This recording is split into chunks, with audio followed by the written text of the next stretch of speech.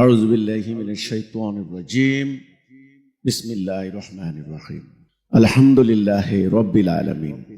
দরুদ ও সালাম আখিরি নবী, বিশ্ব নবী রাহমাতুল লিল আলামিনের প্রতি সালাম জানাই। আমাদের আন্দোলনের প্রতিষ্ঠাতা মহামান্য ইমামুজ্জামানের প্রতি। আজকের এই আলেম সমাবেশ থেকে আমি স্মরণ করছি, শ্রদ্ধাভরে স্মরণ করছি আমাদের সে সমস্ত শহীদ ভাইদের, যারা তাদের মূল্যবান জীবন বিলিয়ে দিয়েছেন আল্লাহর রাহে, আল্লাহর এই দিন প্রতিষ্ঠার অভিপ্রায়ে। আমাদের আজকের বিষয়বস্তু জনমত সৃষ্টিতে আলেমদের ভূমিকা। আলেমরা আজকে এমন একটি জায়গায় এসে দাঁড়িয়েছেন, তাদের মর্যাদা, তাদের সম্মান, তাদের স্ট্যাটাস কতখানি আমাকে নতুন করে বলতে হবে না। আমার প্রিয় জন্মভূমি এই বাংলাদেশ একটা কঠিন সংকটের মধ্য দিয়ে যাচ্ছে। এই সময় সারা পৃথিবীতে যদি এক দৃষ্টিতে দুনিয়ার দিকে তাকান, আপনি দেখবেন দুর্বলের উপর সবলের অত্যাচার, দরিদ্রের উপর ধনীর বঞ্চনা, শাসিতের উপর শাসকের জুলুম, উন্নত বিশ্ব কর্তৃক অনুন্নত রাষ্ট্রগুলিকে শোষণ, 34টা রাষ্ট্রে দেশে দেশে যুদ্ধ চলছে। সারা পৃথিবী একটা নরককুণ্ডে পরিণত হয়েছে। সর্বত্র মানবাধিকার লঙ্ঘনের মহোৎসব। আমি যে জাতির অন্তর্ভুক্ত, আমি নিজেদেরকে মুসলমান বলে গৌরব বোধ করি। 240 কোটি আমরা, পৃথিবীর সমগ্র জনশক্তির 31% সমস্ত পপুলেশনের, 57টা ভৌগোলিক রাষ্ট্র। আমাদের তেল গ্যাস সম্পদ 70% মুসলমান এই জনগোষ্ঠীর, অর্থাৎ এই ভূখণ্ডের পায়ের নিচে। 140টা সমুদ্র বন্দর। ইন্দোনেশিয়া, মালয়েশিয়া থেকে শুরু করে যদি আপনি মরক্কোর হিসাব করেন, তাহলে শুধু সশস্ত্র বাহিনীর সংখ্যা আছে 1,70,00,000-এর উপরে। তাহলে এই বিপুল বিশাল প্রাকৃতিক সম্পদ, জনসংখ্যা, টোটাল আয়তন, আমাদের পায়ের নিচে আয়তন 3.25 কোটি বর্গ মাইল। Can you imagine? আপনি কি অনুমান করতে পারছেন আমাদের কি বিপুল প্রাকৃতিক সম্পদ, কি জনসংখ্যা? অথচ যদি কম্পেয়ার করেন, ইহুদি জনগোষ্ঠী 0.2%। সারা দুনিয়ার ইহুদি একত্রিত করলে 2 কোটি হবে না। আর প্যালেস্টাইনে ইসরায়েলের একত্রিত করলে 70 থেকে 80 লাখ। আর তাদের যে রাষ্ট্রটা তারা দখল করেছে জোর করে, সেটা মাত্র 27,000 বর্গ মাইল। পৃথিবীর অন্যতম একটা ক্ষুদ্র রাষ্ট্র আজকে একটার পর একটা মুসলমান জনপদ ধ্বংস করে দিচ্ছে। আমরা 8 কোটি উদ্বাস্তু। এই রিয়েলাইজেশন, এই আলোচনা, এই ডিসকাশন, এই পর্যালোচনা, এই আত্মসমালোচনা করার জন্যই আজকে আমাদের মুহতারাম ওলামা মাশায়েখদেরকে আমি আমন্ত্রণ জানিয়েছি। আমি পার্সোনালি আমি গুনাহগার, একেবারে ordinary man in this country. আমি খুবই সাধারণ মানুষ, কিন্তু আমি আজ সনির্বন্ধ অনুরোধ করছি আপনাদেরকে, আপনারা আমার এই আমন্ত্রণে যখন এসেছেন এখানে, মানুষ ভুলের ঊর্ধ্বে নয়, ভুল ত্রুটি নিয়েই মানুষের জীবন। বাবা আদম আলাইহিস সালাম যখন সেই জান্নাতে আল্লাহ রাব্বুল আলামিন যখন বললেন যে এই গাছের নিকট যাবে না, গেলে তুমি জালেম হয়ে যাবে, যখন শয়তান প্ররোচিত করলেন, তাদেরকে সেই নিষেধাজ্ঞা ভুলিয়ে দিলেন। বাবা আদম, মা হাওয়া যখন সেখানে গেলেন, আপনারা জানেন পবিত্র কোরআন আমাদেরকে তথ্য দেয়, তাদের লজ্জাস্থান অনাবৃত হয়ে পড়লো। সাংঘাতিক কথা। তারা জান্নাতের পাতা দ্বারা লজ্জাস্থান আবৃত করতে লাগলেন। তখন রব্বুল ইজ্জতের শানে তারা তওবা করলেন, রব্বানা যালামনা আনফুসানা ওয়া ইল্লাম তাগফির লানা ওয়া তারহামনা লানাকুনান্না মিনাল খাসিরিন। এটা তওবা, এটা বাবা আদমের তওবা। আমরা তার সন্তান, তিনি জান্নাতের মানুষ। তিনি তখন গুনাহ করার এত সুযোগই পাননি, একটা নিষেধাজ্ঞা মনে রাখতে পারেননি, সেজন্য তিনি তওবা করতে করতে অস্থির হয়ে গেলেন। তো কাজে আমরা এই মাটির দুনিয়াতে এই প্রতারণার দুনিয়াতে, ছলনার দুনিয়াতে, নাস্তিকতাবাদের এই যুগে এসে আমাদের ভুল ত্রুটি গুনাহ পাপ আমরা আকণ্ঠ নিমজ্জিত। যে কথা আমি বলার চেষ্টা করেছি, আমাদের তো অভাব থাকার কথা নয়। জনসংখ্যার অভাব নেই, মাটির অভাব নেই, সম্পত্তির অভাব নেই। কিসের অভাব? শুধু বাংলাদেশের মধ্যে আমি এখন আমার দৃষ্টিকে নিবন্ধ করব আমার বাংলাদেশ, প্রিয় জন্মভূমি বাংলাদেশ। এখানে প্রায় 56,000 বর্গ মাইলের এই রাষ্ট্রটা দীর্ঘ সংগ্রামের পর এটা গড়ে উঠেছে এই বঙ্গোপসাগরের এই ভদ্বীপ অঞ্চলের এই তটরেখায় বা এই পলিসঞ্চিত এই জায়গাটা। এই বাড়ির পাশের মিয়ানমার থেকে 24 লাখ মুসলমানকে বিতাড়িত করে দেওয়া হলো। মুসলমানদের যে আবাস ভূমিটা ছিল, আমি একটা হিসাবে পেয়েছি 45,000 বর্গ মাইল। গতকালকে আরেকটা ক্রস এক্সামিন করতে যখন গেলাম, সেখানে বলা হচ্ছে 36,000 বর্গ মাইল। আমি ধরলাম 40,000 বর্গ মাইল। আরাকান রাজ্য মুসলমানদের। আজকে একটা মুসলমান সেখানে গত মাসেও প্রায় 1.25 লক্ষ মুসলমানকে বিতাড়িত করা হয়েছে। জাতিসংঘ নীরব, ওআইসি নীরব, আমাদের আসিয়ানভুক্ত দেশগুলি নীরব, কেউ কোনো কথা বলে না। এই নীরবতা কবরের নীরবতা মুসলমানদের বেলায়। আমাদের সরকার গত 2 দিন আগে বলেছেন 12 লক্ষ জনগণের ভার আমরা সহ্য করতে পারছি না। আজকে প্রেস ক্লাবের সামনে আমি যখন গাড়ি দিয়ে ঢোকা শুরু করলাম, গাড়ি ঢোকার মতো কোনো অবস্থা নাই। হাজার হাজার নার্স তারা বিক্ষোভ করছেন প্রতিনিয়ত। আমাদের শিক্ষকরা, বিশেষ করে ইবতেদায়ী মাদ্রাসার শিক্ষকদের আন্দোলন তো চলছে। আমাদের বাংলাদেশে 5 থেকে 6 লক্ষ মসজিদে ইমামতি করছেন আপনারা যারা ইমামরা আছেন, খতিবরা আছেন। সেই মসজিদে অনেকে আজান দিচ্ছেন। কওমি মাদ্রাসা আছে প্রায় 27 থেকে 28 হাজার। সেখানে লক্ষ লক্ষ আলেম প্রতিনিয়ত বের হচ্ছেন। হাজার হাজার উস্তাদ বা মুহতামিম, মুফতি, মৌলানা ওনারা শিক্ষা দিচ্ছেন। এই শীতকাল আসছে, শীতকালে গ্রাম বাংলার ঐতিহ্য ওয়াজ মাহফিল হয়। হাজার হাজার আলেম মাহফিলে, নানান ঘরানার আলেম তারা বয়ান রাখবেন, লক্ষ লক্ষ মানুষ সেখানে শুনবেন। তাহলে বাস্তবতা আসেন, আমাদের এলেম হচ্ছে, এলেম হাসিল হচ্ছে, আমল হচ্ছে, পপুলেশন বাড়ছে, আমরা নানান দিক থেকে প্রযুক্তিগত জ্ঞান নিচ্ছি, কিন্তু শান্তি কোথায় গেল? ইসলাম শব্দের আক্ষরিক অর্থটাই কিন্তু শান্তি। যদি শান্তি হয়, এই শান্তির কপট কোথায় গেল? স্বাধীনতার 54 বছর চলে গেল। এ পর্যন্ত কতগুলি আন্দোলন হয়েছে, প্রত্যেকটা আন্দোলনে হাজার হাজার মায়ের বুক খালি হয়েছে। আমরা কি স্বাধীন হয়েছি? হই নাই। জুলুম বন্ধ হয়েছে, অফিসে ঘুষ বন্ধ হয়েছে, সুদ বন্ধ হয়েছে। এই মুহূর্তে সুদের হার 15 থেকে 17%। সুদের মারপ্যাচ ভয়ঙ্কর, 40% 45% হয়ে যায়। এই 92% মুসলমানের দেশ। এই মুহূর্তে $350 বিলিয়ন গত 20 বছরে লুটপাট হয়েছে বাংলাদেশ থেকে। ইন্টারিম গভর্নমেন্ট ক্ষমতা আসার পর প্রায় $25 বিলিয়ন পাচার হয়েছে। আমি পরিসংখ্যানে কথা বলছি, আমার কথাগুলি ডকুমেন্টেড। আজকে ব্যবসায়ীরা পাগল হয়ে গিয়েছে। আমরা ব্যবসা করে খাই। কোরআনে আল্লাহ বলছেন সুদ হারাম করা হলো, ব্যবসাকে হালাল করা হলো। ব্যবসা করো। হাদিসে রাসূল বলেছেন একজন সত্যনিষ্ঠ ব্যবসায়ী শহীদ সিদ্দিকদের সাথে হাসরের দিন উঠবে। আজকে ব্যবসা করতে যান, ভিক্ষার থলি ধরিয়ে দেওয়া হবে আপনাকে। কারণ আছে, একজন যখন 40,000 কোটি টাকার মালিক হয়ে যায়, রুই কাতলাদের দাপটে পুঁটি মাছ আমাদের আর জীবন থাকে না। This is my country, this is our country, our motherland, our homeland. আজকে এখানে এই আন্দোলন হতে হতে একবার 90-এর আন্দোলন হলো, বলো কি স্বৈরাচার বিরোধী, স্বৈরাচার চলে গেছে, এখন ডেমোক্রেসি আসবে। এরপর 24শে জুলাই আন্দোলন হলো, বলো এখানে বৈষম্য থাকবে না, বৈষম্যহীন ডেমোক্রেসি আসবে। ডেমোক্রেসি কি?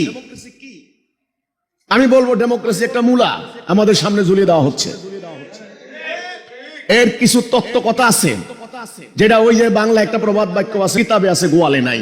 তত্ত্ব কথাগুলি শুনতে খুব মজার লাগে, খুব টেস্টি কথা। বাচ্চাদেরকে যেমন জিহ্বার মধ্যে কিছু টেস্টি খাবার দিয়ে তার মজা ধরিয়ে দেয়, সেটা হলো মানবাধিকার, ভোটাধিকার, তারপরে ন্যায় বিচার, তারপরে হলো গুড গভর্নেন্স। এই সমস্তগুলি তারা বলে। কিন্তু এই গণতন্ত্র নামক জীবন ব্যবস্থা প্র্যাকটিস করার পর সত্যিকার অর্থে কি আমরা মানবাধিকার পেয়েছি? কেউ হলফ করে বলতে পারেন? আরে বাংলাদেশ বাদ দেন, জাতিসংঘের মহাসচিব বলেছেন বিশ্বের মানবাধিকার লঙ্ঘনের চূড়ান্ত নজিরবিহীন ঘটনা এখন হচ্ছে। বাংলাদেশ বাদ দেন, আমি বাংলাদেশ পার্সপেক্টিভ কথা বলছি। কথা বলতে হবে এখন আলেমদেরকে। আজকে আমাদের সাবজেক্ট আমি ঠিক করছি আল্লাহর দ্বীন প্রতিষ্ঠায় জনমত ঘটনে আলেম ওলামাদের করণীয়। কেন আমি আল্লাহর দ্বীনের প্রস্তাব করছি? আমাদের সম্মানিত আলেমদের দৃষ্টিতে, ওনাদের দৃষ্টিতে আমাদের বা আমার অনেক ত্রুটি বিচ্ছুতি আছে। আমি আগেও বলেছি, আমি আদম সন্তান, ত্রুটি বিচ্ছুতি আমার থাকবে। আমি সেগুলো অ্যাকনলেজ করছি, আমি ডিনাই করছি না। আমি এও জানি আল্লাহ কোরআনে বলেছেন ইয়াগফিরু লাকুম যুনুবাকুম, সমস্ত গুনাহ মাফ করে দেওয়া হবে। পাপ, যুনুব, পাপ মাফ করে দেওয়া হবে। যদি মাফ করে দেওয়ার অ্যাসুরেন্স আল্লাহ রাব্বুল আলামিন আমাকে দিয়ে থাকেন, তাহলে আমার আর চিন্তা নেই। তার মানে আমি পুনঃ পুনঃ পাপ করব? নো। কোনো কারণে অতীতে কোনো একটা মিস্টেক, ভুলের কারণে আমার যদি পাপ হয়ে থাকে, আল্লাহ সুবহানাহু ওয়া তাআলা পাপ আমাকে মাফ করবেন। কিন্তু আজকে বাংলাদেশের যে পরিস্থিতি দাঁড়িয়েছে, প্রতি বছর শুধু পরিবহন খাতে চাঁদাবাজি হচ্ছে ৩,০০০ কোটি টাকা, শুধু পরিবহন খাতে। গতকালকের পত্রিকা দেখলাম বাংলাদেশের এখন অন্যতম সংকট চাঁদাবাজি। এমন কোন জায়গা নাই, চাঁদাবাজির অত্যাচারে মানুষ পাগল হয়ে যাচ্ছে। ক্ষুদ্র চটপটি ব্যবসায়ী থেকে শুরু করে বাসের মালিক পর্যন্ত চাঁদাবাজির অত্যাচারে শেষ। ঋণের জ্বালায় আত্মহত্যা করছে দেশের কৃষক। এখন বর্তমানে অফিসে প্রতি বছর ঘুষ হয়, লেনদেন হয় ১০,০০০ কোটি টাকা। গত ২০ বছরে আমি ট্রান্সপারেন্সি ইন্টারন্যাশনাল সহ অন্যান্য তথ্যগুলি বের করেছি। গত ২০ বছরে আমার সোনার বাংলায় ধর্ষণ হয়েছে ১.৫ থেকে ২ লাখ, খুন হয়েছে ১,২০,০০০। প্রতি বছর খুন হয় ৮ থেকে ১০,০০০। শুধু সড়ক দুর্ঘটনায় মারা যায় প্রতি বছর ১০,০০০। হিসাব করেন স্বাধীনতার পর থেকে কত লক্ষ লোক মারা গেল। মনে হয় যেন বাংলাদেশ একটা যুদ্ধক্ষেত্র, একটা ওয়ার ফিল্ড। চুরি, ডাকাতি, খুন, রাহাজানি, হত্যা, ধর্ষণ, আতঙ্ক, ভয়, সর্বত্র মানুষ আজকে পাগল হয়ে গিয়েছে। এমত অবস্থায় আমার প্রস্তাব, আমাদের প্রস্তাব, এই অশান্তির হেতু কি, রিজন কি, কারণ কি? যে কোনো রোগ হলে পরে ডাক্তারের কাছে রোগী যখন যায়, ডাক্তার তখন চেষ্টা করে রিজনটা জানতে, যে রোগের কারণটা কি, তারপরে হলো ট্রিটমেন্ট। আজকে এই মানব সমাজে এই অশান্তির মেইন রিজন আমরা মনে করি যে মানুষ আল্লাহর খলিফা, আল্লাহর প্রতিনিধি। মানুষকে আল্লাহ সুবহানাহু ওয়া তাআলা মহাপরিকল্পনার অংশ হিসেবে সৃষ্টি করেছেন, একটা মাস্টার প্ল্যানের অংশ হিসেবে। আল্লাহ রাব্বুল আলামিনের একটা উদ্দেশ্য আছে, সেটা হচ্ছে পৃথিবীতে মানুষ আল্লাহর প্রতিনিধিত্ব করবে, আল্লাহর খেলাফত করবে, আল্লাহর হুকুমের আনুগত্য করবে। আল্লাহর হুকুমের আনুগত্য করার জন্য আল্লাহ রাব্বুল আলামিন সত্য দিন হেদায়াত দিয়ে যুগে যুগে যুগে যুগে নবী রাসূল পাঠিয়েছেন। নবী রাসূলদের সংখ্যা ১,২৪,০০০ কি হাদিস মোতাবেক ২ লক্ষ, মানে লক্ষ লক্ষ আমরা বলতে পারি, লক্ষাধিক। এই নবী রাসূল আসার ধারাবাহিকতায় আমাদের শেষ নবী, আখিরি নবী, আমরা যার উম্মত, হযরত মুহাম্মদ মুস্তাফা সাল্লাল্লাহু আলাইহি ওয়াসাল্লাম, উনাকে আল্লাহ দ্বীন দিলেন, দ্বীনুল হক। যেই দ্বীনুল হকের রূপরেখা হলো পবিত্র কোরআন, কোরআনুল কারীম, কোরআনুল মাজিদ। আমাদের বক্তব্য, মানব জাতির মধ্যে এই অশান্তির মেইন কারণ মানুষ আল্লাহর দেওয়া বিধান, আল্লাহর দেওয়া হুকুম, আল্লাহর দেওয়া আইন প্রত্যাখ্যান করেছে। মানুষ যখন থেকে আল্লাহর দেওয়া হুকুম প্রত্যাখ্যান করেছে, তাদের রাষ্ট্রীয়, জাতীয়, সামাজিক, বিচারিক, অর্থনৈতিক, শাসনতান্ত্রিক, সামরিক সকল ক্ষেত্রে, অর্থাৎ এক কথায় জাতীয় এবং সমষ্টি, কালেকটিভ লাইফ, যখন আল্লাহর দেওয়া বিধানকে তারা প্রত্যাখ্যান করেছে, তারা নিজেদের যখন আইন রচনা করে হাত দিয়েছে, তখন তারা হয়ে গেছে গায়রুল্লাহ, তাগুত।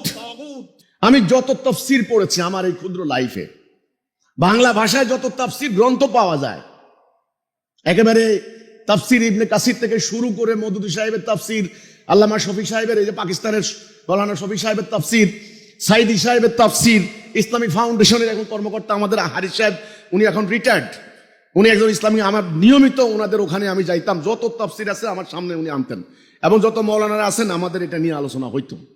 যারা আল্লাহর হুকুম, আল্লাহর বিধানকে পরিকল্পিতভাবে, সুচিন্তিতভাবে বাদ দিয়ে তারা মানুষের তৈরি বিধান বা ইবলিসের বা শয়তানের আনুগত্য করে, তারাই কি তাগুত নয় কি? কোরআনে আল্লাহ সূরা মায়েদা 44, 45, 47 পরিষ্কার। কি সুন্দর কথা, কি পরিষ্কার কথা। এখানে কোনো তাফসিরের প্রয়োজন হয় না, শানে নজুল তালাশ করার দরকার হয় না। যারা সরল অনুবাদ পড়বেন তারাই বুঝবেন এটার মিনিং। ওমান লাম ইয়াহকুম বিমা আনজালাল্লাহ, আল্লাহ যেটা নাজিল করেছেন। আল্লাহ কি নাজিল করেছেন? এখন তো কোরআন, এর আগের কিতাবগুলি তো আছে, সেটা ভিন্ন, সেটা তো মনসুখ হয়ে গেছে। রহিত করেই তো আল্লাহ লেটেস্ট ভার্সন দিয়েছেন মানব জাতির জন্য, শেষ কিতাব, শেষ বিধান।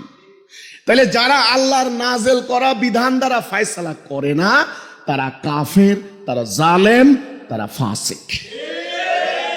তাহলে বলুন, কোরআনে সেই আয়াতখানা যেখানে আল্লাহ বলেছেন আফাতুমিনুনা বিবাদিল কিতাবে ওয়া তাকফুরুনা বিবাদ, তোমরা কি কিতাবের কিছু মানবে কিছু মানবে না, এই সিদ্ধান্ত নিছো? যদি নিয়ে থাকো খিজিউন ফিল হায়াতিদ দুনিয়া, দুনিয়ার জীবনে লাঞ্ছনা, অপমান, তাহলে এই দুনিয়ার জীবনে অশান্তি, জুলুম, লাঞ্ছনা, এই রক্তপাত, এই মানবাধিকার লঙ্ঘন, এই সুদ, এই ঘুষ, এই রাহাজানি, এই হত্যা, এই ধর্ষণ, এর মেইন কারণ কি? আল্লাহর বিধান প্রত্যাখ্যান করার ফল নয় কি? ফল নয় কি? আমাদের বক্তব্য প্রথম এই কথাটা, মানুষ যখন আল্লাহর বিধান বাদ দিয়েছে, তখনই মানুষের এই জাতীয় সামাজিক জীবনে অমানিসার ঘোর অন্ধকারে নেমে এসেছে। আপনারা জানেন যে বাবা আদম আলাইহিস সালাম কে যখন আল্লাহ রাব্বুল আলামিন মাটি দিয়ে তৈরি করলেন, তখন সমস্ত ফেরেশতাদেরকে বললেন সেজদা করো। সবাই সেজদা করলো, ইবলিস সেজদা করলো না। এখানে আল্লাহর সাথে ইবলিসের একটা ডায়ালগ কোরআনে আছে। আল্লাহ বললেন, ইবলিস, ওকে সেজদা করলি না কেন? ইবলিস বলে, ও হচ্ছে মাটি, আমি হচ্ছে আগুন। আল্লাহ বললেন, এখানে আর থাকতে পারবে না, আবা ওয়াস্তাকবারা ওয়া কানা মিনাল কাফিরিন, অহংকার করলো, সে কাফের হয়ে গেল, আউট। আমরা বলি আউযু বিল্লাহি মিনাশ শাইতানির রাজিম, রাজিম মানে বিতাড়িত, বহিষ্কৃত। তখন ইবলিস বলেছে, আল্লাহ, তুমি যেই আদমকে আমার উপরে শ্রেষ্ঠত্ব দিলে, আমাকে অবকাশ দাও, সুযোগ দাও, আমি ওকে তোমার পথে থাকতে দেব না। আল্লাহ বললেন, যা, তুই তোর অশ্বারোহী পদাতিক বাহিনী দ্বারা হামলা কর, তোকে আমি সুযোগ দিলাম উত্থান দিবস পর্যন্ত। ইবলিস ক্ষমতা নিয়ে চলে আসলো। আজকে দুনিয়াতে আমাদের সামনে রাস্তা কিন্তু দুইটা, একদিকে ডান, একদিকে বাম।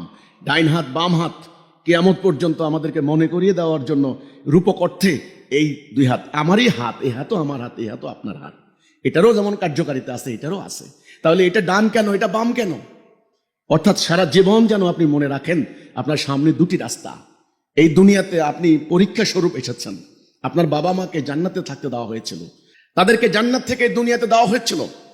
আল্লাহ বলেছিলেন কিছু কালের জন্য যাও, ওখানে বংশবৃদ্ধি করো। তখন বাবা আদম টেনশনে পড়ে গেলেন, আমার কি দশা হবে? তখন আল্লাহ অ্যাসুরেন্স করলেন, নিশ্চিত করলেন, ফাইম্মা ইয়াতিয়ান্নাকুম মিন্নি হুদা ফামান তাবিআ হুদায়া ফালা খাউফুন আলাইহিম ওয়ালা হুম ইয়াহজানুন। এই দুনিয়াতে তাহলে আমরা আসলাম পরীক্ষা স্বরূপ, এটা আমাদের পার্মানেন্ট বাড়ি না, এখানে আমরা চিরস্থায়ী নই। পরীক্ষার হল 3 ঘন্টার, কেউ কিন্তু পার্মানেন্ট, সবাই জানে আমার every minute every second most important. পরীক্ষার হল 3 ঘন্টা, কাজে লাগায়, কারণ এর আগে পড়ালেখা করা হয়েছে। এখন এই দুনিয়াতে আমার সামনে দুটি রাস্তা, দুটি পথ, হেদায়া, দলালা, যেটা সূরা ফাতিহায় আমরা প্রতি ওয়াক্ত সালাতের মধ্যে পড়ি, ইহদিনাস সিরাতাল মুস্তাকিম গায়রিল মাগদুবি আলাইহিম ওয়ালাদ-দাল্লিন। আল্লাহ দলালাতে নিও না, পথভ্রষ্টতায় নিও না আল্লাহ। ওটা গয়রুল্লাহ, ওটা তাগুত, ওটা শিরিক, ওটা কুফর। ওই রাস্তা নির্মাণ করেছে ইবলিস, ওই পথের শেষ মাথা জাহান্নাম। ইবলিসের উদ্দেশ্য হচ্ছে আমাকে জাহান্নাম নেওয়া। ওই রাস্তায় যারা যাবে তারা অনিবার্য রূপে অন্যায়, অবিচার, ফাসাদ, ওয়াসাফাকুদ্দিমার মধ্যে পড়বে। আল্লাহ রাব্বুল আলামিন যুগে যুগে নবী রাসূলদেরকে দিয়ে করুণা করে, দয়া করে, কারণ তিনি রহমান রহিম, তিনি আজিজুল গফুর, তিনি আফওয়ান গফুর, তিনি গফুরুল ওয়াদুদ, বান্দার প্রতি ক্ষমাশীল, করুণাময়। করুণা করে তিনি বান্দাকে গাইডেন্স, রাইট ডাইরেকশন দেওয়ার জন্য, হেদায়া দেওয়ার জন্য নবী রাসূল পাঠিয়েছেন। নবীরা এসে জনগণকে এই কথার দিকে বলেছেন, তোমরা এদিকে যাও, ডান দিকে যাও, বাম দিকে যাইও না। আমাদের সামনে এখন রাস্তা দুটা, একটা হলো হেদায়া, একটা হচ্ছে দলালা। এ ডান দিকে যাওয়ার যে অঙ্গীকার, আল্লাহর হুকুম মেনে নেওয়ার অঙ্গীকার, সেই অঙ্গীকারের নামই হচ্ছে কালেমাতুত তাওহীদ, লা ইলাহা ইল্লাল্লাহ। আল্লাহর হুকুম ছাড়া, আল্লাহর আনুগত্য ছাড়া, আল্লাহর বিধান ছাড়া আমি কারো বিধান মানি না। এই কলেমাতুত তাইয়্যিবার অঙ্গীকার শুরু হচ্ছে লা, লা মানে মানি না, অস্বীকার করছি। কাকে অস্বীকার করছি? ওই যে ইবলিস, ইবলিসের তৈরি আল্লাহর হুকুম পরিপন্থী সমস্ত হুকুম বিধানকে আমি অস্বীকার করছি। আমি যখন এই রাস্তায় উঠলাম তখন আমি মুমিন, আর ওই রাস্তা যারা থাকবে তারা কাফের। আমার রাস্তার শেষ মাথা জান্নাত, আমার ওয়ালি আল্লাহ, অভিভাবক আল্লাহ। পবিত্র কোরআন ঘেটে দেখেন, এই হচ্ছে সত্য। তাহলে আমি এখানে সামারি করতে চাই, দুনিয়াতে মানুষ আল্লাহর খলিফা, আল্লাহর প্রতিনিধি। দুনিয়াতে আমাদের মূল ইবাদত হচ্ছে আল্লাহর খেলাফত করা, আল্লাহর হুকুমের আনুগত্য করা। আল্লাহর হুকুম দ্বারা আমাদের রাষ্ট্র, আমাদের সমাজ, আমাদের বিধান যদি চলে, তবে আমি ডাইন দিকের লোক, আমি মোমেন। আমি জাতিগত পরিচয়, ন্যাশনাল আইডেন্টিটি, বর্তমানে আমাদের ন্যাশনাল আইডেন্টিটি ক্রাইসিস চলছে। এর আগে তর্ক হয়েছে বাঙালি না বাংলাদেশি, জানেন তো এগুলি। এক বুদ্ধিজীবী এক গ্রুপ বলে আমরা আগে বাঙালি তারপরে মুসলমান, আরেক গ্রুপ বাইরে হয়েছে আমরা মুসলমান না বাঙালি। আইডেন্টিটি ক্রাইসিস ভালো নয়। মিয়ানমারের একটা উদ্বাস্তু ছেলে চট্টগ্রাম বিশ্ববিদ্যালয়ে পড়ালেখা করে ঢাকা আসছিল, কি যেন সে ফেসবুকে আমার একটা বক্তব্য শুনছে, শোনার পরে সে আমার সাথে সাক্ষাতের একটা মানে অ্যাপ্লিকেশন করছে। আমি ঠিক আছে ওকে আনো। তো তার এই ছেলেটার জন্মই হয়েছে আপনার রোহিঙ্গা ক্যাম্পে, তার বাবারা চলে আসছিল অনেক আগে, যে এখন সে চিটাগং ইউনিভার্সিটি না কোন একটা ভার্সিটির পড়ে, যাই হোক। তা আমি বললাম যে তোমাদের আসল প্রবলেমটা কি? এই ছেলেটা শিক্ষিত ছেলে, সে বলল মিয়ানমারে আমাদের প্রবলেম হচ্ছে আমাদের আইডেন্টিটি ক্রাইসিস। আমাদের এই মিয়ানমারের জনগণ জানেই না যে আমরা আসলে মুসলিম। কেন আইডেন্টিটি ক্রাইসিস হবে? আল্লাহ পবিত্র কোরআনে আমাদের জাতীয় পরিচয় কি দিলেন? মুসলিম। যখন আমরা আল্লাহর এই বিধানকে আত্মসমর্পণ করে নেব, সারেন্ডার করে নেব, তখন আমরা মুসলিম। আমাদের কি ন্যাশনাল আইডেন্টিটি ক্রাইসিস হবে আর? তাহলে আমার সামনে এখন রাস্তা দুটা, একটা হলো হেদায়া, একটা হলো দলালা। আমাদের প্রথম বক্তব্য যেটা আমি বলেছি যে আজকে এই অশান্তির মেইন কারণ ইতিহাসের কাল পরিক্রমায় আমরা আল্লাহর দেওয়া হুকুম বাদ দিয়ে মানুষের তৈরি করা হুকুম প্র্যাকটিস করছি। এই হচ্ছে মেইন। আল্লাহর খেলাফত বাদ দিয়ে আমরা সবাই দলালাতে চলে গিয়েছি। নবী করিম সাল্লাল্লাহু আলাইহি সাল্লাম যখন এই মক্কায় আসলেন, তখন মক্কার লোকেরা বিভিন্ন গোত্রে বিভক্ত ছিল। সেই গোত্রীয় সমাজগুলিকে রাসূলুল্লাহ ঐক্যবদ্ধ করছেন একটা কথার উপরে, লা ইলাহা ইল্লাল্লাহ মুহাম্মাদুর রাসূলুল্লাহ। আল্লাহ এবং তার রাসূল, অর্থাৎ আল্লাহর হুকুম ছাড়া কারো হুকুম মানি না। এই হুকুমটাকে বাস্তবায়ন করেছেন রাসূলুল্লাহ। মক্কা 13টা বৎসর কি অকল্পনীয় নির্যাতন নিপীড়ন হয়েছে। উনি কিন্তু অন্যায়ের কাছে সারেন্ডার করেন নাই, শিরিক কুফরের কাছে আপোষ করেন নাই। আজকে আমাদের একদল লোক শিরিক কুফরের সঙ্গে আপোষ করে তারা হেকমতের দোহাই দিয়ে তারা কিভাবে ইমানে থাকতে পারেন আমার বুঝে আসে না, আমার জ্ঞানের মধ্যে আসে না। রাসূলকে ডাক দিয়ে বলা হয়েছিল, রাসূলুল্লাহ চাচা, যে ভাতিজা, ওরা বলে তুমি যদি এই তাওহীদের দিকে ডাক দেওয়া ছেড়ে দাও, তোমাকে আরবের ধনী বানিয়ে দেওয়া হবে, বাদশা বানিয়ে দেওয়া হবে, সুন্দরী নারী দেওয়া হবে, শরীর খারাপ থাকলে অসুস্থের কারণে এগুলো বলছো, তোমাকে উত্তম ডাক্তার দেখানো হবে, তুমি এটা বাদ দিবা কিনা? রাসূলুল্লাহ বুক টান টান করে দাঁড়িয়ে কি বলেছিলেন? চাচা, ওদেরকে বলে দিবেন এক হাতে চন্দ্র এক হাতে সূর্য এনে দিলেও মোহাম্মদ এই সত্য ত্যাগ করবে না। হয় আল্লাহর বিজয় হবে, না হলে মোহাম্মদ শহীদ হয়ে যাবে। এই আপোষহীন সংগ্রাম, কিসের সঙ্গে আপোষ চলবে না? শিরিক কুফরের সঙ্গে, গায়রুল্লাহর সঙ্গে, তাগুদের সঙ্গে, মানুষের তৈরি বিধানের সঙ্গে কোনো আপোষ চলবে না। লা ইলাহা ইল্লাল্লাহ এই ঘোষণা দেওয়ার সাথে সাথে রাসূলুল্লাহর উপরে পাথর নিক্ষেপ হয়েছিল। তাব্বালাকা ইয়া মুহাম্মদ। তিনি আপোষ করেননি। তিনি হিকমত করতে পারতেন, কৌশল করতে পারতেন যে এখন আমার শক্তি নাই, এ কথা এখন বলার দরকার নেই। নো, তিনি বুক টান টান করে বলেছেন আল্লাহ ছাড়া কারো হুকুম মানি না। এটা একজন মুমিনের ঘোষণা। রাসূলুল্লাহ থাকতে পারলেন না মক্কায়, 2 থেকে 250 বর্ণনার মধ্যে হেরফের আছে। ওনাদেরকে নিয়ে তিনি চলে গেলেন মদিনায়। মদিনায় যাওয়ার পরে শুরু হয়ে গেল লড়াই, যুদ্ধ, কিতাল, যেটা আল্লাহ কোরআনে ফরজ করলেন, কুতিবা আলাইকুমুল কিতাল আহুয়া কুরহুল লাকুম। তোমাদের জন্য কিতাল ফরজ করা হলো, যদিও তোমাদের নিকট অপছন্দনীয় হয়। 78টা যুদ্ধ করলেন, গাছের লতা পাতা খেলেন, শত্রুর আঘাতে আঘাতে জর্জরিত হলেন। মাথায় হেলমেট ভেঙে রাসূলুল্লাহ মাথা ঢুকে গেল।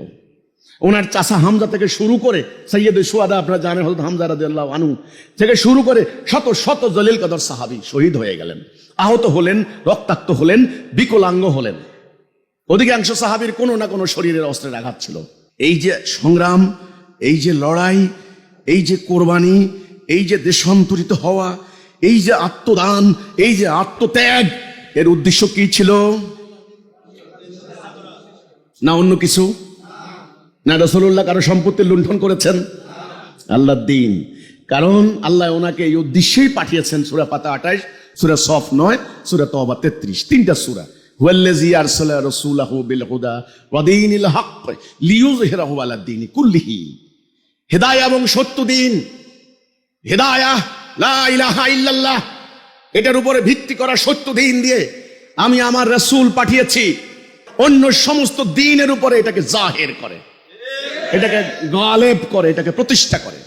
অর্থাৎ আল্লাহর দেওয়া দ্বীন প্রতিষ্ঠা করার জন্যই রাসূলুল্লাহর আগমন, আবির্ভাব হয়েছে। এই সত্য কেউ অস্বীকার করতে পারবেন? যেখানে কোরআনে বলা হয়েছে আন আকিমুদ্দিন, দ্বীন কায়েম করো। আমরা আকিমুস সালাহ, আযান দিলে সালাহ কায়েম করতে দৌড় দেই, কিন্তু দ্বীন কায়েম করো এটা কি আল্লাহর নির্দেশ নয় কি?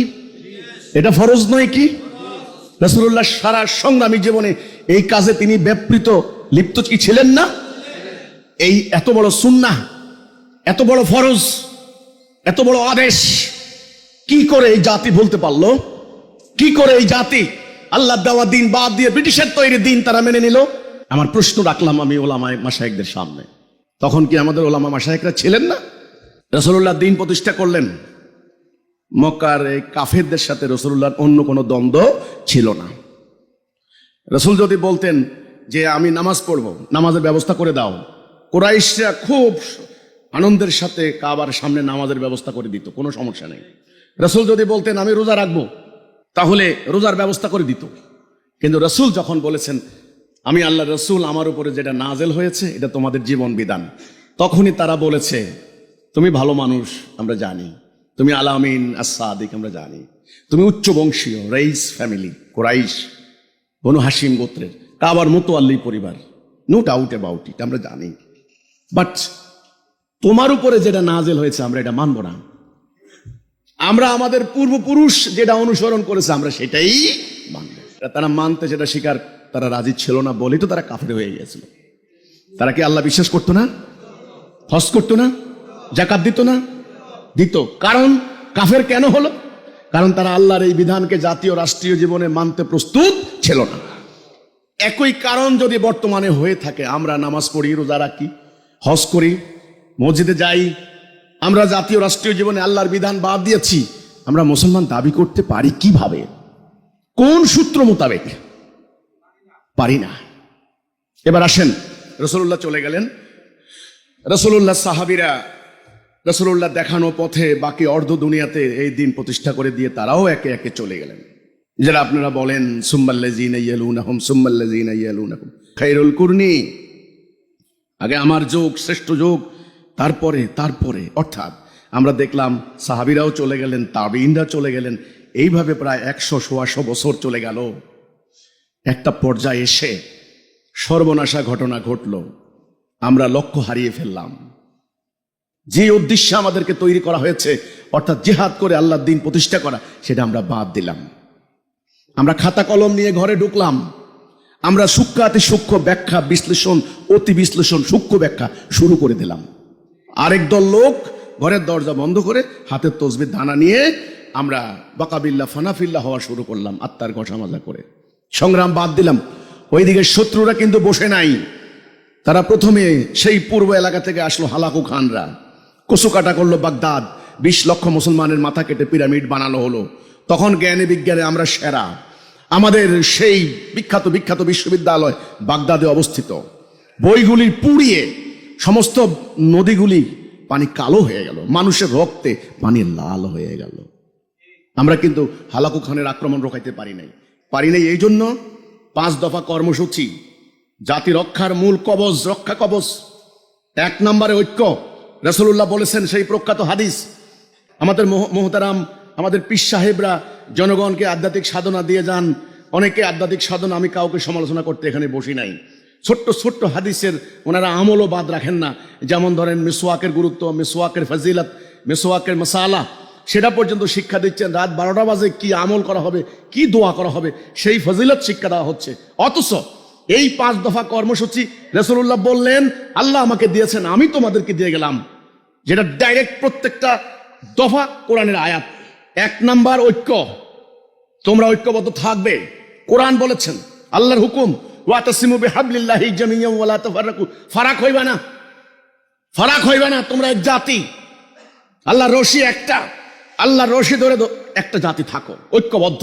সাপ্পান কা আন্নাহুম বুনিয়ানুম মারসুস, সীসা গলানো প্রাচীরের ন্যায়। তোমাদের নেতা হবেন একজন, সেই নেতার কথা শুনবে, নেতার আনুগত্য করবে। আতিউল্লাহ আতিউর রাসূল আউলিল আমরি মিনকুম, আউলিল আমর থাকবে তোমাদের। জাতি হবে একটা, মুসলিম উম্মাহ, উম্মতে মুসলিমা, উম্মতে মুহাম্মাদি। তোমাদের সংবিধান হবে কোরআন, তোমাদের ডাইরেকশন হবে দুনিয়া জোড়া। পৃথিবীর কোথায় মানবতা লঙ্ঘিত হচ্ছে সেখানে তোমরা ছুটে যাবে মানবতা প্রতিষ্ঠা করার জন্য। এই কর্মসূচি। 4 নম্বরে হিজরত, 5 নম্বর জিহাদ ফি সাবিলিল্লাহ। এই কর্মসূচি থেকে সরে গেলে ইসলামের রশি খুলে যাবে, আঘাত সরে গেলে। কিভাবে আমাদের পরবর্তী ফকিরা, পরবর্তী পণ্ডিতরা ওনারা এই কর্মসূচি থেকে কথা ভুলে গেলেন, ঐক্য নষ্ট হয়ে গেল, আমরা দুর্বল হয়ে গেলাম, আমাদের নেতৃত্ব বিভাজন হয়ে গেল, সালতানাত নিয়ে মারামারি শুরু হয়ে গেল, ভোগ বিলাসের রাজত্ব শুরু হয়ে গেল। আমাদের হিজরত নাই, আমাদের জিহাদ নাই। জেহাদের পরিবর্তে জাল হাদিস আবিষ্কার করা হলো, আত্মার বিরুদ্ধে জেহাদ বড় জেহাদ। পবিত্র কোরআন সূরা ফুরকানের 52 নম্বর আয়াত, শত্রুর বিরুদ্ধে, কাফেরের বিরুদ্ধে লড়াই করা হচ্ছে জিহাদে আকবর। ফালা তুতিল কাফিরিনা ওয়াজাহাদুম বিহি জিহাদান কাবীরা। এই সত্য কথাটাকে গোপন করে আত্মার বিরুদ্ধে যুদ্ধকে একমাত্র বড় যুদ্ধ বলে সাব্যস্ত করা হলো। রণাঙ্গনের লড়াই বন্ধ করে দেওয়া হলো। পরিণতি কি হলো? আমাদের সামর্থ্য হারিয়ে গেল, হিম্মত হারিয়ে গেল, আমাদের কৌশল হারিয়ে গেল। আমরা হয়ে গেলাম অথর্ব, আমরা হয়ে গেলাম বিশৃঙ্খল, দুনিয়া লোভী, আমরা হয়ে গেলাম স্বার্থপর, ছোট্টখাটো ব্যাপার নিয়ে ব্যাপৃত থাকা একটা জনগোষ্ঠী। দুনিয়াতে আল্লাহর দিন প্রতিষ্ঠার সেই প্রেরণা, সেই লক্ষ্য, যেই লক্ষ্য রাসূলুল্লাহ দিয়ে গেলেন, সাহাবীরা করে গেলেন খেয়ে না খেয়ে, মদিনা থেকে বের হয়ে, সেই লক্ষ্য হারিয়ে গেল। সময় চলে গেল, আমরা আর মাজা সোজা করে দাঁড়াইতে পারি নাই। ইতিহাসে সেই অমোঘ কাল চলে আসলো, সেটা হলো ইউরোপ থেকে ইউরোপিয়ানরা এবার উড়ে আসলো। প্রথমে আসলো পূর্ব এলাকা থেকে হালাকু খানরা, তারপরে আসলো ইউরোপিয়ানরা, সেই স্প্যানিশ, ডাচ, ব্রিটিশ, ফ্রান্স, ছোট্ট ছোট্ট ইউরোপিয়ান খ্রিস্টান জাতি। আপনার সেই কাসাব্লাঙ্কা থেকে শুরু করে ইন্দোনেশিয়া, এত বড় ইন্দোনেশিয়া দখল করলো ডাচ। এত বড় ভারতবর্ষ পায়ে নিয়ে চলে গেল ব্রিটিশ। নবাব সিরাজউদ্দৌলা আমাদের মুসলমান নবাব, 57,000 সৈন্য, পলাশির আম্রকাননে কর্নেল ক্লাইভের মাত্র 3,500 কাছে এমন ভাবে পরাজিত হয়েছে, নির্লজ্জ ভাবে। এটা কি আল্লাহর হুকুম ছাড়া হয়েছে? আল্লাহর শাস্তি। আল্লাহ বলেছেন আপনার জাগতিক প্রত্যেকটা ব্যাপারেই জাগতিক ব্যাখ্যা এবং আধ্যাত্মিক ব্যাখ্যা আছে। জাগতিক কারণ ঐক্য নষ্ট করা, জিহাদ ত্যাগ করা, আর আধ্যাত্মিক কারণ আল্লাহর শাস্তি। আল্লাহ কোরআনে বলেছেন যদি আমার কিছু মানো, কিছু বাদ দাও, খিজিউন ফিল হায়াতিদ দুনিয়া, যদি তোমরা আমার রাস্তায় অভিযান ত্যাগ করো তাহলে অন্য জাতি তোমাদের উপর চাপিয়ে দেওয়া হবে। আল্লাহর অঙ্গীকার কি মিথ্যা? নো। এবার যখন ব্রিটিশরা আমাদেরকে দখল করলো, আমরা পুরো দস্তুর গোলাম হয়ে গেলাম। তারা 300 বছর আমাদেরকে সরাসরি শাসন করলো, শোষণ করলো। তারা আল্লাহর বিধান বাদ দিয়ে তাদের হুকুম আমাদের উপর চাপিয়ে দিল। আল্লাহর দেওয়া আইন বিধান দ্বারা কোর্ট কাছারিতে বিচার হতো। তারা আদালত প্রতিষ্ঠা করলো, সুপ্রিম কোর্ট, হাই কোর্ট, জাজ কোর্ট, ম্যাজিস্ট্রেট কোর্ট, শব্দগুলো ইংরেজি। ইউনিয়ন পরিষদ, চেয়ারম্যান, ইউনিয়ন কাউন্সিল ইংরেজি, বুঝতে হবে।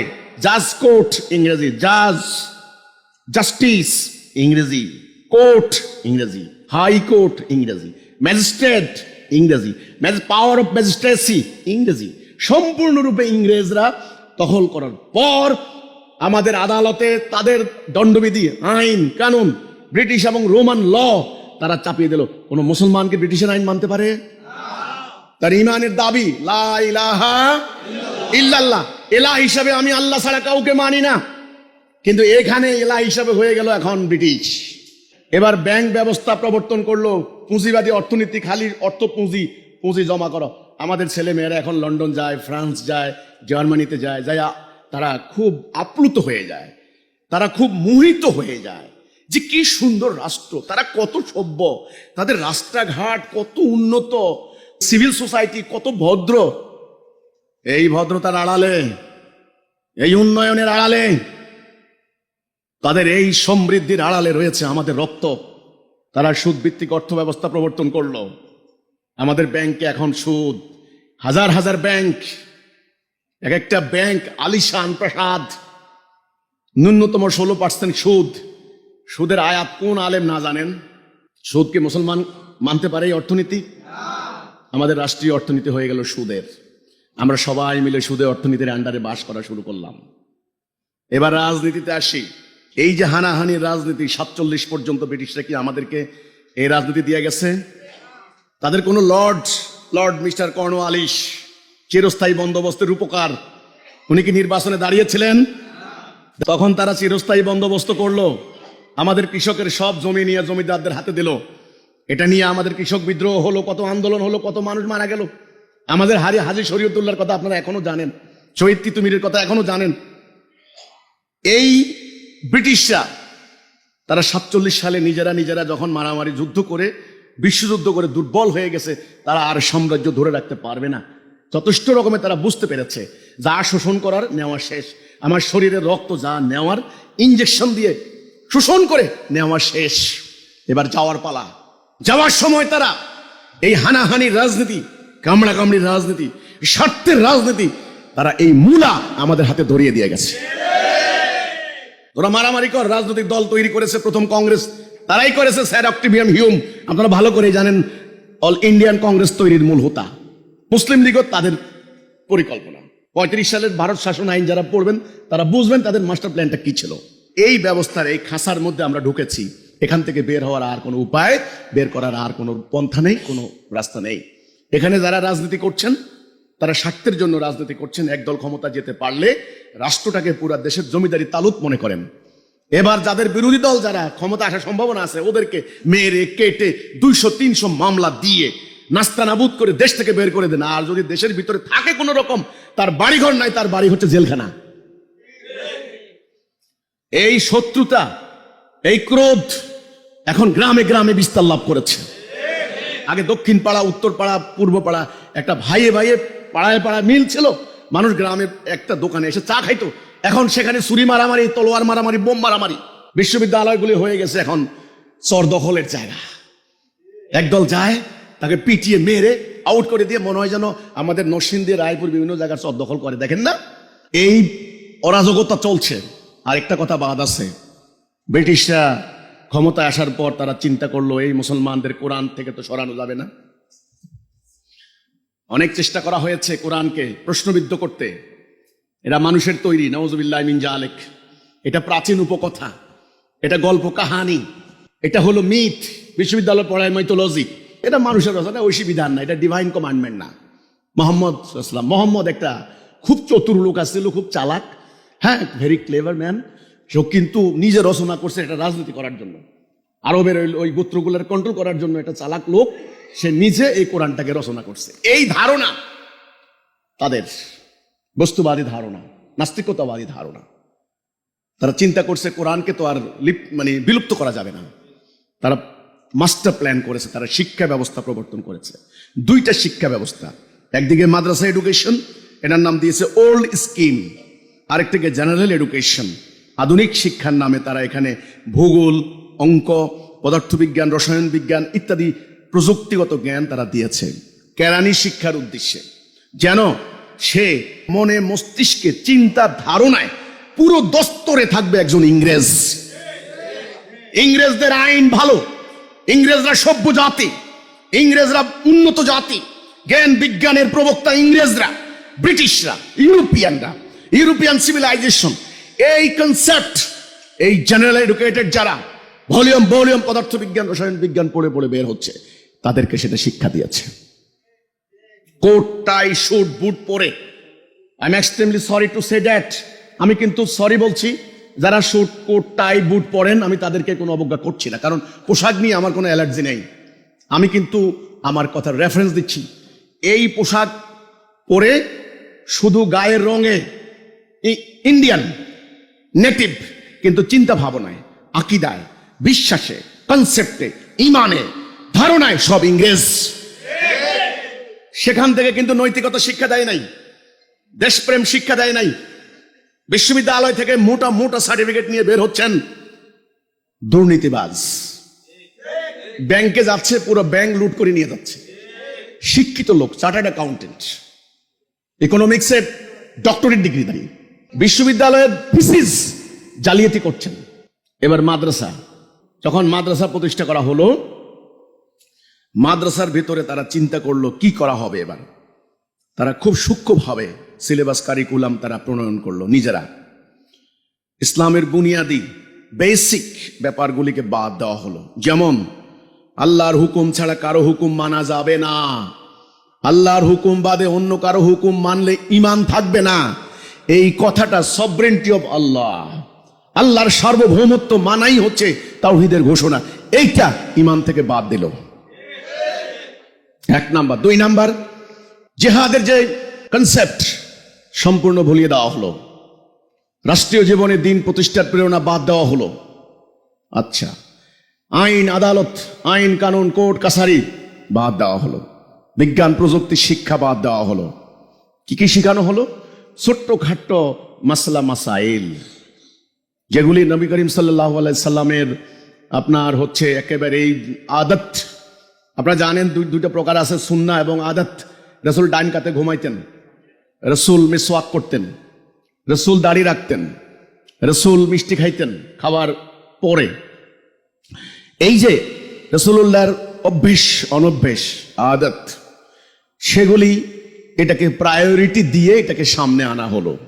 এটার উপরে আলোচনা, এটার উপরে প্রশ্ন উত্তর, এটার উপরে প্রায়োরিটি দিয়ে আর অন্য গুলা পাগড়ি, পায়জামা, দাড়ি, টুপি, অন্য যা কিছু আছে, মিসওয়াক, মিলাদ, তারপর টাকনু, এগুলাকে বেশি বেশি পড়ানো, এগুলোর উপরে প্রশ্ন উত্তর, এগুলোর উপরে পরীক্ষা পাশ করা, এগুলোর উপরে ডিগ্রি দেওয়া শুরু হলো।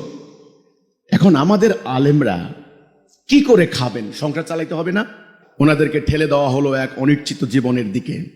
ওনারা বাধ্য হলেন তিনের যে সমস্ত বিষয়গুলি আল্লাহ রাব্বুল আলামিন ফ্রি সার্ভিস দেওয়ার জন্য আল্লাহর রাস্তায় একজন মুমিনের উপর ঈমানি কর্তব্য হিসাবে তারা করবে, আল্লাহর কাছে মর্যাদা পাবে, সেই ধর্মীয় কর্তব্যগুলি তারা পালন করে তখন তাদের সংসার চালাতে তারা বাধ্য হয়ে গেলেন।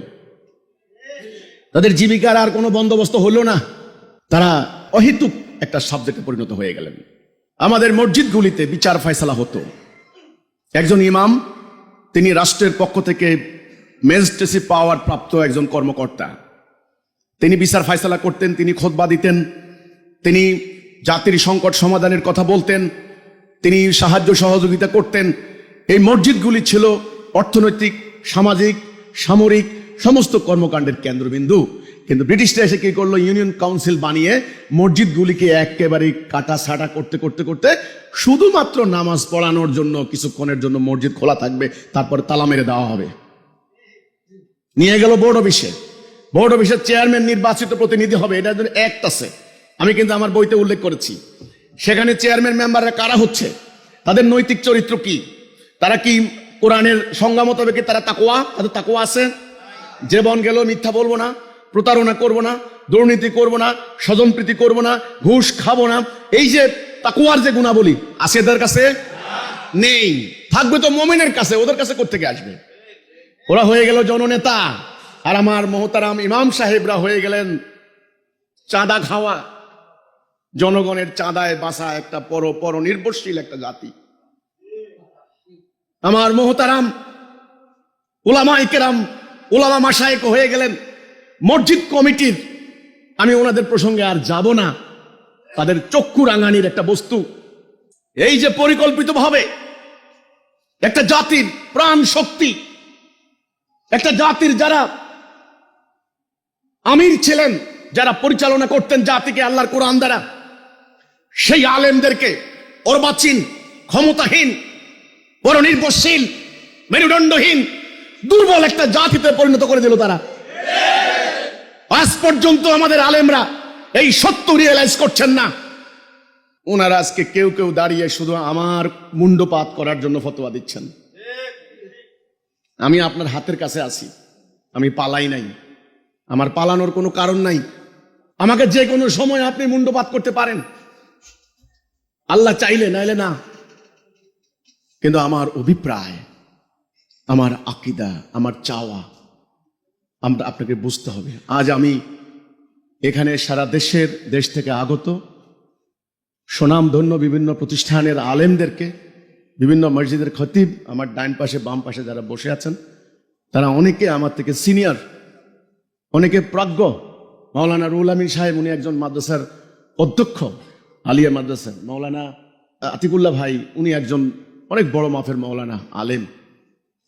ওনাদের জ্ঞানের ধারে কাছেও আমি নাই।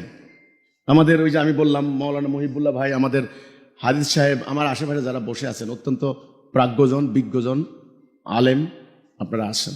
আমি আজ এই কথাটা আপনাদের সামনে লাউডলি অ্যান্ড ক্লিয়ারলি বলতে চাই। যথেষ্ট মার খেয়েছি, আর না। এখন আমাদেরকে বুঝতে হবে কোথায় আমরা পথ হারিয়েছি। ওই ব্রিটিশদের সম্পূর্ণ ষড়যন্ত্র বাস্তবায়ন তারা করেছে। আজ পর্যন্ত ওদের ষড়যন্ত্র থেকে কি আমরা বাঁচতে পেরেছি? আমাদের রাজনীতির নাঠাই ওদের হাতে নয় কি?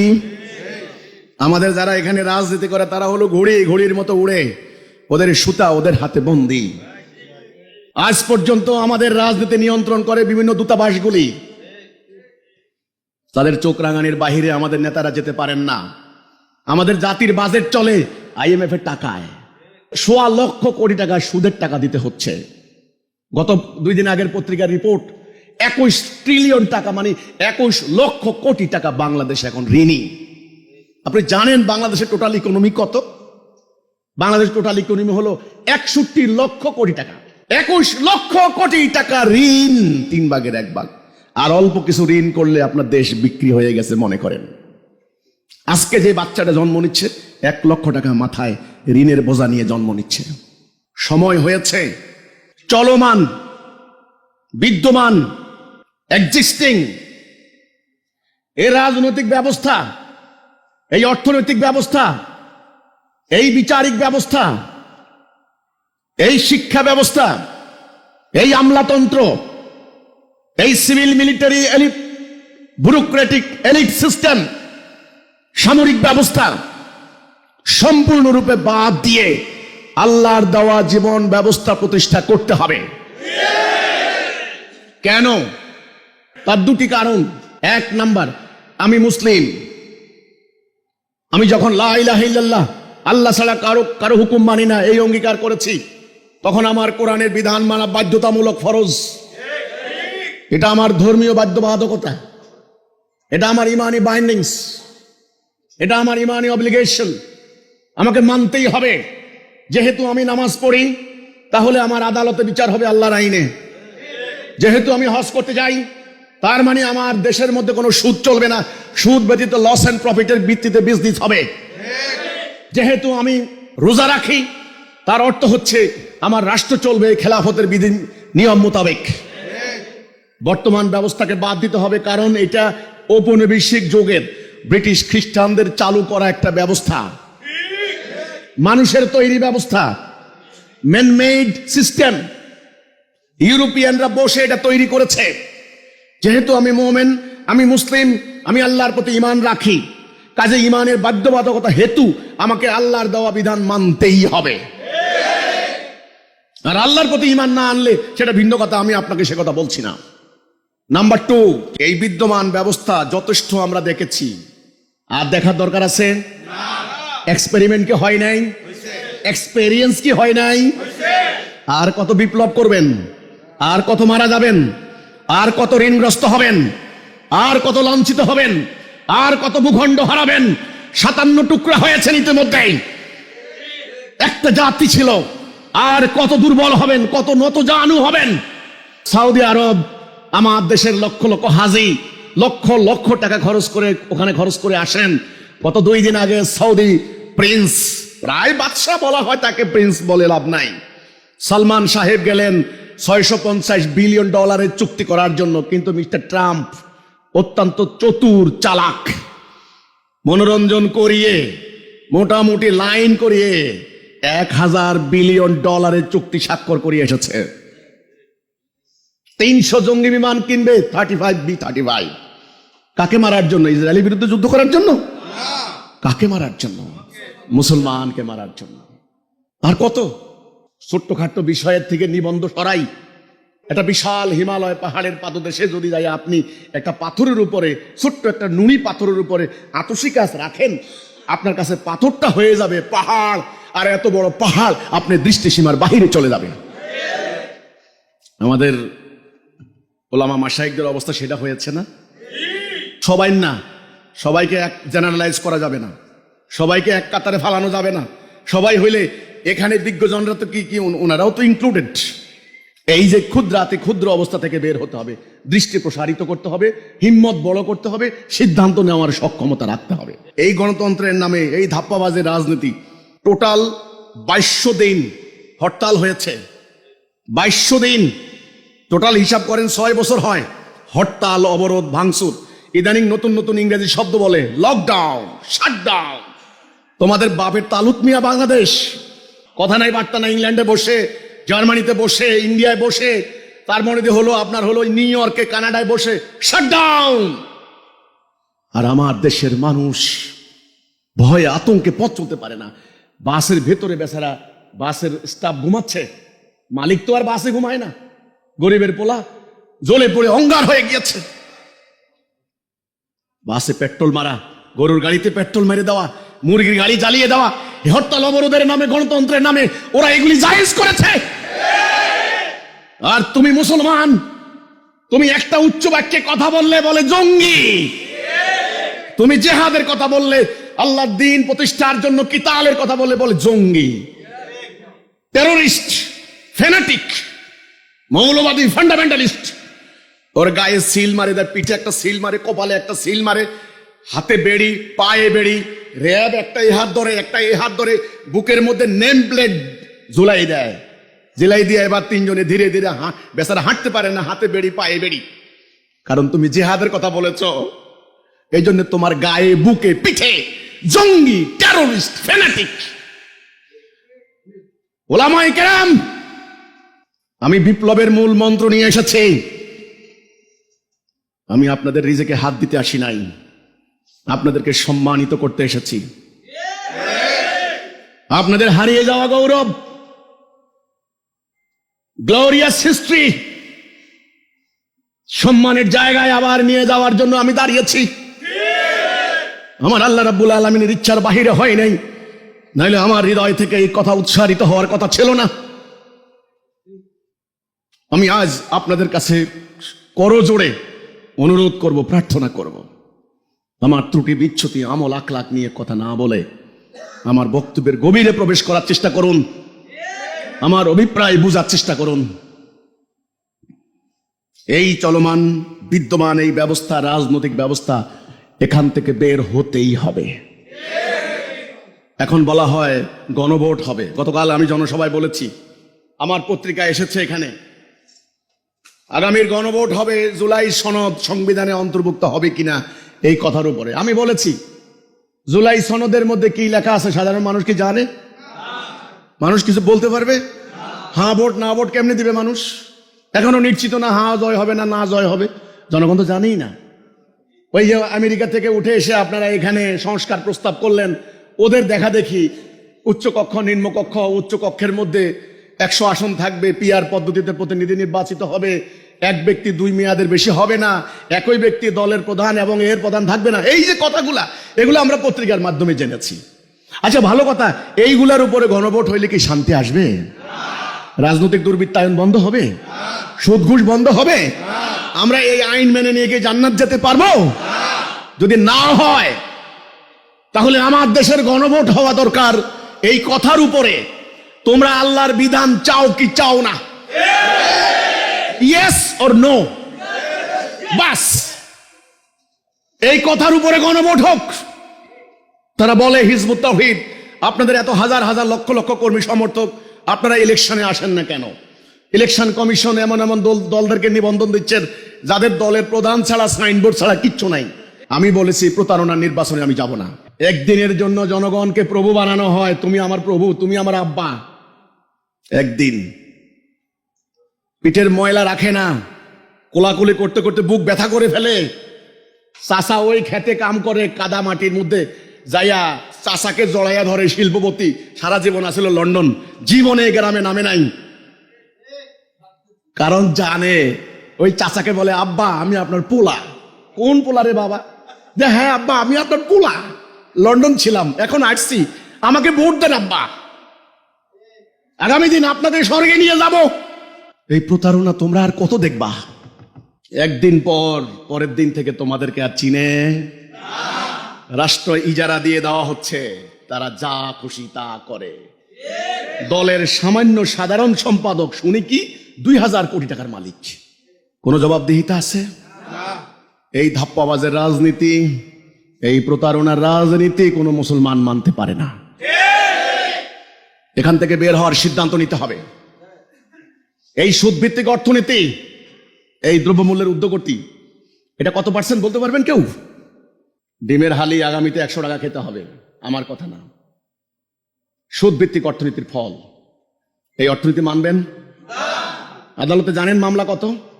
আমি হিসাব বের করেছি, স্বাধীনতার পর থেকে এ পর্যন্ত 1,20,00,000 মামলা হয়েছে 1 কোটি। ছোট্ট বাংলাদেশ, বর্তমানে 45 লক্ষ মামলা আদালতে পেন্ডিং।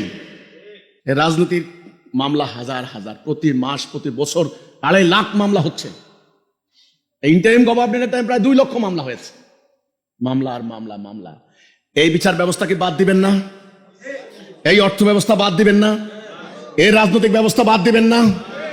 বাদ দিয়ে আমি বলেছি আল্লাহর তাওহীদের উপরে রাষ্ট্র ব্যবস্থা। এই প্রেস ক্লাবের এই হল রুমে আমি আমার মতো গুণাগার সাধারণ মানুষ, আমাদের আমন্ত্রণে বিশ্ববিদ্যালয়ের প্রফেসর, বিশ্ববিদ্যালয়ের ভিসি, বিচারপতি, প্রখ্যাত সাংবাদিক, বিজ্ঞজন, আলেমরা এখানে এসেছেন। আমি এই কথাগুলি খোলামেলা কথা বলেছি। ওই বিজ্ঞজনদের মধ্যে, ওই সিভিল সোসাইটির মধ্যে আপনার হলো হাইকোর্টের ব্যারিস্টার, অ্যাডভোকেট, উকিল, অবসরপ্রাপ্ত জজ, ওনারাও এসেছেন।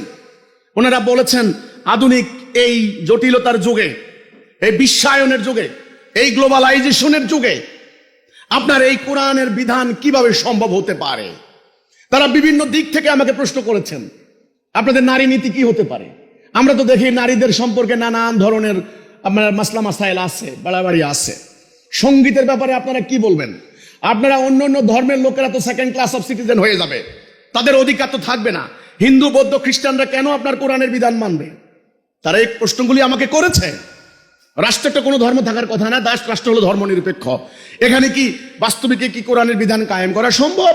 তারা আমাকে প্রশ্ন করেছে। সুদের উপর অর্থনীতি দাঁড়িয়ে আছে, ব্যাংক সিস্টেম, আমদানি রপ্তানি, এক্সপোর্ট ইম্পোর্ট, স্টক এক্সচেঞ্জ, এই যে সমস্ত কিছু আমাদের সিস্টেম, বীমা কোম্পানিগুলি দাঁড়িয়ে আছে সুদের উপরে। তারা আমাকে প্রশ্ন করেছেন যে সুদবিহীন এই বিশ্বায়নের এই যুগে আপনি কিভাবে রাষ্ট্র পরিচালনা করবেন? তখন আমি বলেছি আপনারা আমার বইটা পড়ুন। আমরা নিজেদের পকেটে টাকা খরচ করে ছাপিয়ে তৌহিদ ভিত্তিক আধুনিক রাষ্ট্র ব্যবস্থার এই বইটা আমি সারা বাংলাদেশের সকল আপনার হলো আইনজ্ঞ, বিশেষজ্ঞ, শিক্ষাবিদ, সাংবাদিক, আলেম, ওলামা, আমরা সবার কাছে এগুলো দিয়েছি। আমরা বলেছি আপনারা একটু দেখেন, পড়েন, পর্যালোচনা করেন, ভুল ত্রুটি কোন জায়গায় আছে আমাকে বলেন। আসেন না আমরা সবাই মিলে বসে একটা সিস্টেম দাঁড় করাই। সম্ভব হবে, অসম্ভব কিছু না। যদি আকীদা ঠিক থাকে, যদি হেদায়া পাই আমরা, তাহলে আধুনিক যুগেও এই রাষ্ট্র ব্যবস্থা কায়েম করা সম্ভব। আমি আল্লাহর প্রতি ঈমান আনলাম, তাহলে আল্লাহর বিধান তাহলে কি অসল? তাহলে আল্লাহর প্রতি ঈমান আনার অর্থ কি হলো? আল্লাহর বিধান প্রাচীন হয়ে গেল? নো। এই রূপরেখাটা আমি তুলে ধরেছি।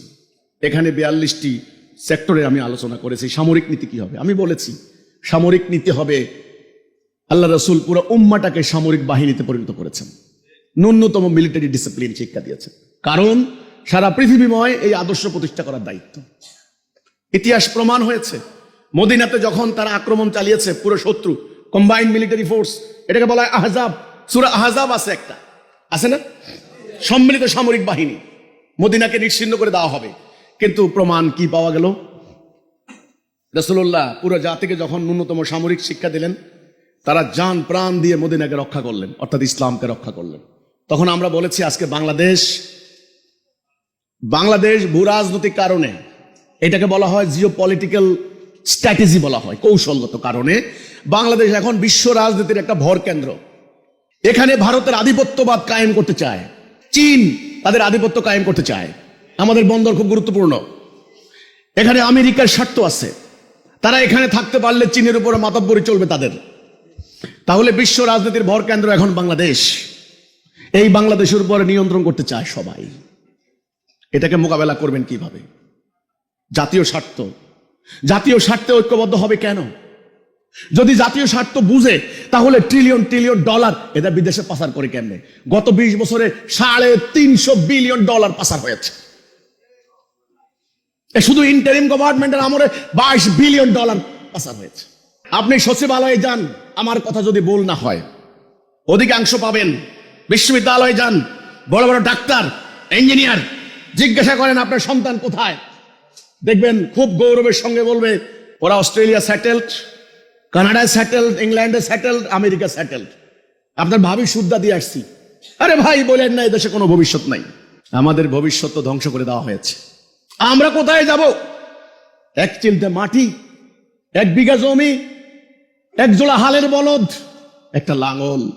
তোমরা আমার এই সোনার বাংলাটাকে নরককুণ্ডে পরিণত করে দিয়ে তোমরা সেটেল হইবা অস্ট্রেলিয়া? আমি আপনাদেরকে বলতে চাই আজকে, আপনারা কি এই ব্যবস্থা এক্ষুনি বাদ দিতে চান? সম্মানিত ওলামা মাশায়েখগণ, এবার আপনাদের প্রতি আমার কথা, যদি চান, বাস্তবতা হলো এই, আমার দেশের জনগণ দীর্ঘদিন থেকে মানুষের তৈরি, ব্রিটিশ খ্রিস্টানদের তৈরি, ঔপনিবেশিক তৈরি জীবন ব্যবস্থার আন্ডারে বাস করতে করতে তাদের অস্থি মজ্জা, তাদের ধ্যান ধারণা, তাদের আকীদা, তাদের কনসেপ্ট সম্পূর্ণরূপে পাশ্চাত্য দর্শন দ্বারা তারা আপ্লুত, ওদের মানসিক কীটদাসে পরিণত হয়েছে। তারা মনে করে ইসলাম দিয়ে রাষ্ট্র চলবে না। এই জনগণ, তারা মনে করে আলেম ওলামারা দেশ চালাইতে পারবে না। আরে হুজুররা নামাজ রোজা পড়াবে, বিয়ে পড়ানোর সময় হুজুরদেরকে আনে, বিয়ে পড়াই দিয়ে হুজুর চলে যায়। হুজুর কয়টা টাকা নিয়ে যান, বাপ মা মারা গেলে জানাজা দিয়ে চলে যাবো। কিন্তু রাষ্ট্র কোরআনে চলবে না, রাষ্ট্র চলবে ওদের আইনে। জাতীয় সংকট সমাধান আরাফাতের ময়দানে হবে না, হবে জাতিসংঘে। আর জাতিসংঘে যাওয়ার আগে ওই জাতিসংঘের মহাসচিব বসে থাকে, ওনাকে একটু বাউ করে যেতে হয়, মানে একটু নিচ করে যেতে হয়।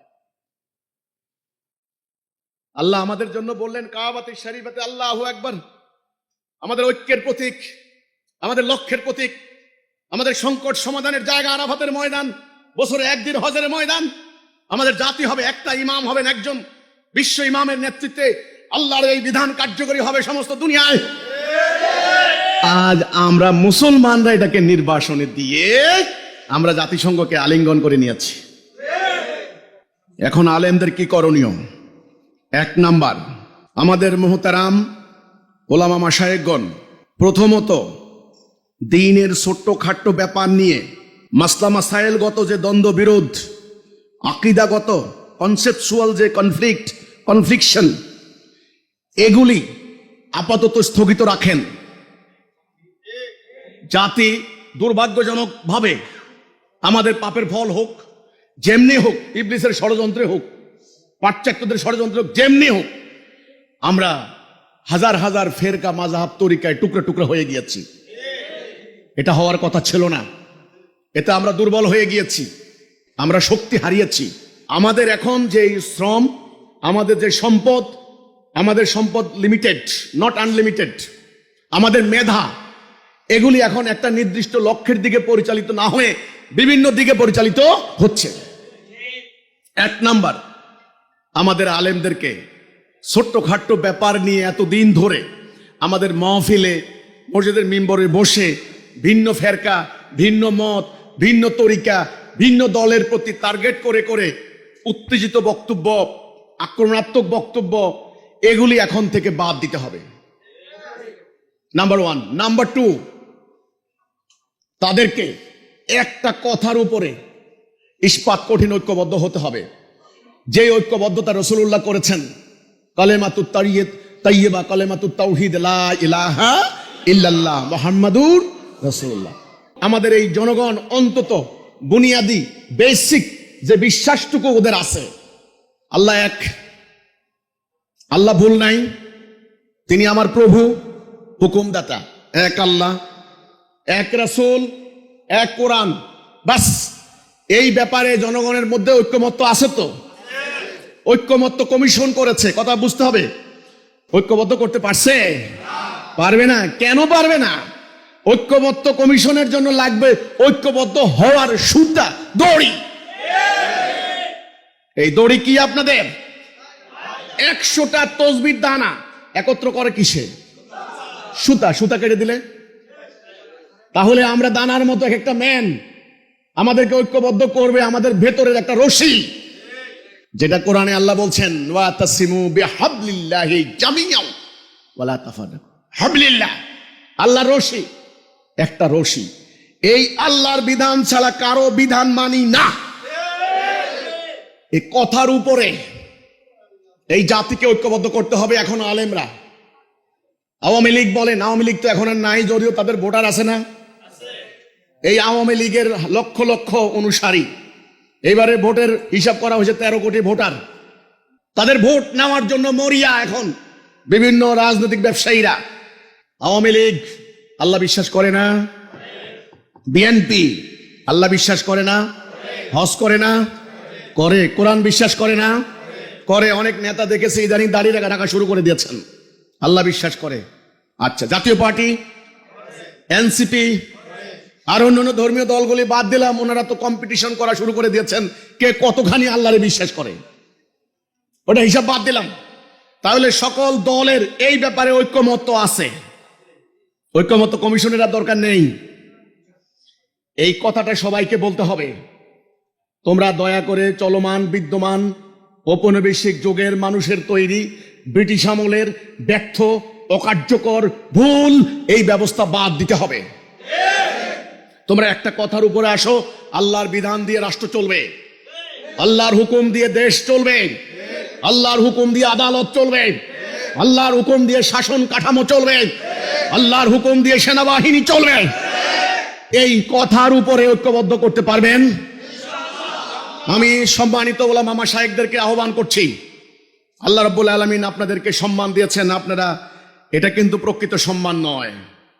প্রকৃত সম্মান হবে আল্লাহর কাছে। আপনারা মাত্র কথা বলার সুযোগ পেয়েছেন, এটা পরীক্ষা। মসজিদের মিম্বরে যখন বসেন, দয়া করে অনর্থক অহেতুক বয়ান না করে, অন্য দল ফেরকার বিরুদ্ধে আর আক্রমণ না করে, মসজিদে আসা মুসল্লিদের সামনে, এই মুসল্লিগুলি নানান দলে বিভক্ত, তাদের আকীদা বিভক্ত, তারা মনে করে আল্লাহ ঠিক আছে, নামাজ পড়লে জান্নাত চলে যাব, কিন্তু রাষ্ট্র চলবে ব্রিটিশের আইনে। এতে এই বেচারার ঈমান থাকে না।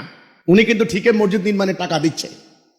এখন এই ইমাম সাহেবকে বুঝাতে হবে, এখানে অনেক ইমাম সাহেব আছেন, বুঝাবেন যে ভাই, এটাই হলো তাওহীদের মূল বাণী, এটাই হলো তাওহীদের অর্থ, এটাই হলো ঈমান, দিন এবং দিন প্রতিষ্ঠা। রাসূলুল্লাহ এই জন্যই এসেছেন। আসেন, আপনার জন্য নামাজ যেমন ফরজ, আপনার জন্য রাষ্ট্রে আল্লাহর বিধান কায়েম করা ফরজ, আপনার জন্য হজ যেমন ফরজ, আল্লাহর আইনে বিচার করা ফরজ। আসেন আমরা সবাই তাওহীদে ঐক্যবদ্ধ হই।